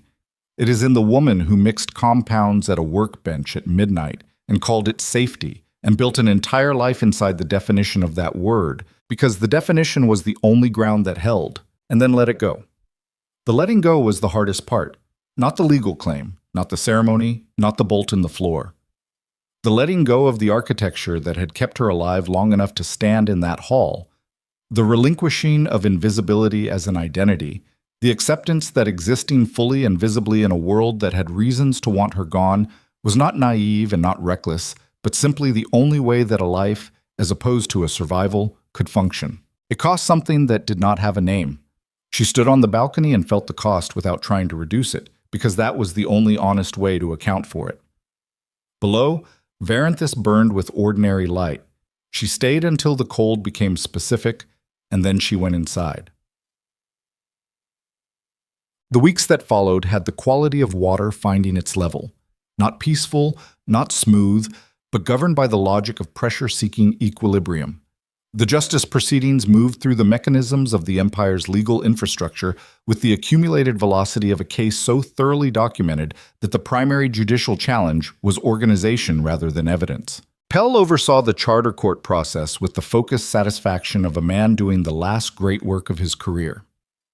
Caius ran the political containment of the coalition's collapse with a precision that was partly penance and partly genuine skill, and the line between those two motivations was, she thought, less important than the result. She worked. This was the part that the story's dramatic framework had not fully prepared her for. The scale of the daily work, the meetings and documents and decisions and complications that constituted governance as a practical activity rather than a narrative event. She sat in rooms full of people she did not yet know and learned their names and their positions and their specific ways of carrying their interests. And she asked questions that some of them found inconvenient and others found, with visible surprise, useful. She built the Eastern Reform framework in 5-hour sessions with Darius and a rotating cast of specialists, and she argued about it in the detailed, friction-generating way of someone who had a specific idea of what the outcome should be and was unwilling to let the outcome drift towards something more convenient but less correct. Darius argued back. This was, she discovered, one of the things she had not anticipated and probably should have. That a man who heard everything was also a man who expected to be heard, and who brought to an argument the full force of 12 years of governing an empire, and who did not concede a point simply because she made it forcefully, but only when she made it correctly. It was, she found, the most functional working relationship she had ever had. It was also something else, building at the rate of things that build correctly, slowly, without forcing, with the specific patience of two people who had agreed on a timeline and were honoring it. The charter court confirmation arrived 6 weeks after the ceremony. The justice proceedings delivered their first formal findings 8 weeks after that. The Eastern Reform Framework reached its working draft at the 11-week mark, on a Thursday evening in the palace's secondary conference room, when Pell signed the bottom of the final page and said, "That's as good as law gets before it's tested." And the specialists who had been working on it for 11 weeks sat back in their chairs with the particular exhaustion of completed effort. She walked home through the palace's eastern corridor. Darius fell into step beside her at the junction of the main hall. "The framework," he said. "Done." Pell said, "I know what Pell said. I was there." He looked at her sideways. "You should be pleased." "I am pleased." Please looks like this on me." She kept walking. "We still have the implementation phase. The working draft is not the reform." "No," he said, "but it's the foundation." She thought about foundations, about what it took to build one. Not the material, not the labor, but the prior act of clearing the ground, of deciding that the thing that had been standing there before was not worth preserving, and that what replaced it needed to be built from the bottom up rather than repaired from the top down. They stopped at the balcony doors. The garden below was different in autumn than it had been in the summer of the ceremony. Quieter, more stripped, the specific beauty of things that had let go of their elaboration and remained themselves in the absence of it. "The 3 timelines are done," he said. She looked at the garden. "Yes," she said, "the charter court confirmation, the justice proceedings, the reform framework. Yes. Then we talk about the structure of the partnership." She turned to look at him. He was watching her with the full quality of his attention, which she had spent 11 weeks learning the specific texture of and was still not entirely accustomed to. The sensation of being heard by someone whose hearing was genuine rather than performed, who did not listen in order to respond, but simply in order to know. "Yes," she said, "we talk." They talked. Not in the dramatic vocabulary of ceremony or declaration or the formalized language of compacts and clauses. They talked the way people talk when the framework has been established, and what remains is the honest accounting of what they are to each other. The specific and unremarkable conversation of 2 people who have been through something together and are deciding what to do with the fact that they came out the other side. She told him things she had not told anyone. He told her things she suspected he had not told anyone either. Neither of them performed this. Neither of them made it larger than it was or smaller than it was. They sat on the balcony in the autumn cold and spoke plainly, the way plain speaking is only possible between people who have sufficiently established that they can bear what the other says. She told him she did not know how to trust without condition. He told her he did not know how to need without management. "Then we learn," he said. "That's a significant undertaking. I've governed an empire for 12 years. I'm capable of significant undertakings." She looked at him. "You're going to make that argument regularly," she said, "whenever it's applicable. It's not as persuasive as you think it is." "It's persuasive enough," he said. "You're still here." She looked at the garden below, at the stripped-back autumn beauty of it, the bare branches and the remaining color, the specific resilience of things that did not require elaboration to persist. She was still here. That was the fact of it. Not dramatic, not resolved in the way that final moments were supposed to resolve in the stories told about empires and the people who ran them. Just a woman on a balcony in a city she had arrived in as a ghost, sitting beside a man who had heard her when she had spent 17 years learning to make no sound, in the aftermath of the most publicly visible act of her adult life, deciding to be here on purpose rather than by calculation. It was not safe. Nothing worth having was ever entirely safe, but it was real, and it was hers, and she had chosen it with full knowledge of its cost, and the choosing made it different from everything she had survived before it. "I'm still here," she said. He did not say anything. He did not need to. She heard him anyway, heard the specific relief of it, the frequency that had been present since a reception hall in Valkyrin and had not changed in 11 weeks of proximity, that persisted through arguments and procedures and the daily friction of 2 strong-willed people building something difficult together. She heard it clearly. She let herself hear it. Years moved through Noctharis the way years moved through places that had been given reason to continue, with the particular forward motion of a people who had felt the ground shift beneath them and had decided collectively and individually to build something new on the changed terrain rather than to grieve the old arrangement. The Eastern Reform did not succeed quietly. It succeeded the way real change succeeds, through sustained, grinding, frequently frustrating engagement with every level of the system it was trying to alter, through setbacks that required redesign and resistance, that required patience, and the occasional complete reversal of an approach that had seemed correct and turned out not to be. Seraphine worked it from the inside, which was the only place it could be worked, with the specific tenacity of someone who had spent 17 years understanding what it cost to be outside a system and was not willing to let that knowledge be wasted. She was not gentle about it. She was not supposed to be. Darius was not gentle about it either, and the combination of their particular styles of ungentleness, his, which operated through the precision of hearing exactly where a resistance was weakest, hers, which operated through the accumulated intelligence of someone who had been the thing the system wanted to erase, was over time more effective than either would have been alone. The Representative Council for the Eastern Territories held its first session 3 years after the choosing ceremony. 14 people, drawn from the territories themselves, representing a range of interests and positions that made the meetings contentious and complicated, and alive in the way that only contested things could be alive. Lord Son attended the first session as an observer, with the expression of a man who had not yet decided whether to be pleased or threatened by what he was witnessing. He would spend several more years deciding. She did not wait for his conclusion. There were too many other things to build. Quote, "A crown is not a reward. Anyone who has worn one, or stood close enough to one to understand its actual weight, will tell you this, if they are honest. It is an instrument, and like all instruments, it requires something from the person using it. Not just skill, not just intelligence, not just the capacity for difficult decisions, but the specific willingness to be the person who is responsible for the consequences of those decisions when the decisions are wrong, which they sometimes are, which they will always sometimes be." Darius had known this for 12 years. What he had not known, and learned slowly and at considerable cost, was that responsibility shared is not responsibility halved. It is responsibility deepened, made more honest, more accurate, more fully accountable to the actual texture of the people it was supposed to serve, rather than to the administrator's abstraction of them. He had spent 12 years hearing everything. He had spent several years after the ceremony learning to listen to the specific things that mattered.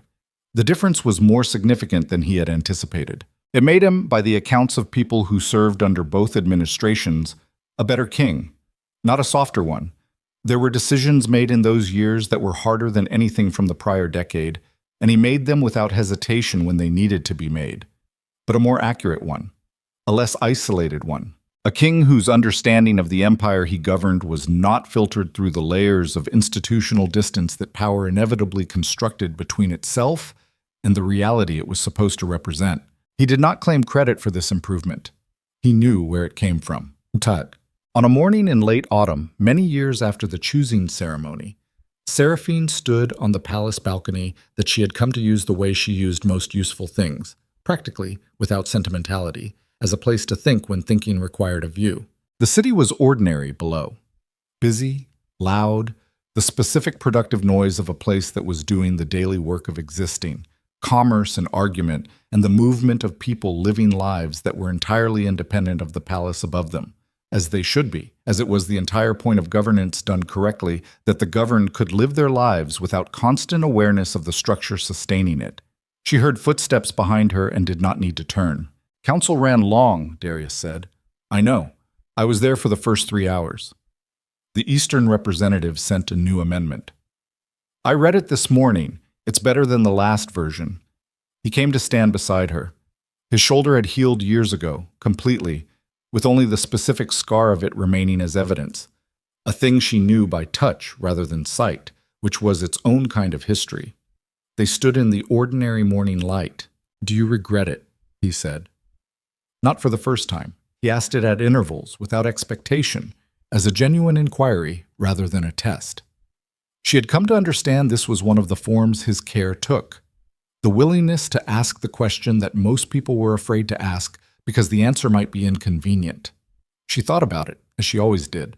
She thought about the workbench and the lamp at half, and the compounds mixed in the dark, and the long, precise, exhausting architecture of a life built entirely around not being found. She thought about what it had cost to be found, and what it had cost to stay. "No," she said. The same answer as always, because it was still true. "Not the staying, not any of it." He was quiet. "The part before," she said. "Some of that I regret. Not for myself. For the time." She looked at the city. 17 years is a long time to spend surviving instead of living. "You were 14, he said. "I know. That's not the part I regret." She turned to look at him. I regret that the world was built in a way that made it necessary. I regret that it still is, in the places we haven't reached yet. I regret that the work we're doing is necessary at all." He held her gaze. "Then we keep doing it," he said. "Yes," she said, "we keep doing it." The city below continued its ordinary morning. The lanterns were long extinguished. They only burned for ceremony now, for the occasions that the city chose to mark as worth illuminating. On most days it ran on its own light, on the ordinary brightness of people going about the work of their lives in a structure that had been, imperfectly and incrementally and at considerable cost, made slightly more honest than it had been before. That was the thing about repair. It did not announce itself. It did not arrive in a single transformative moment or conclude with a resolution that wrapped every thread into a clean and final shape. It arrived in the daily decisions. The amendment read at dawn, the council run long, the question asked again even though the answer was known, because the asking was the point. It arrived in two people standing on a balcony in the autumn light, having been through something together, choosing to continue being through things together because the alternative, the careful, managed, invisible alternative, was a survival. And they had both already been survivors. What they were now was something else. What they were now was here.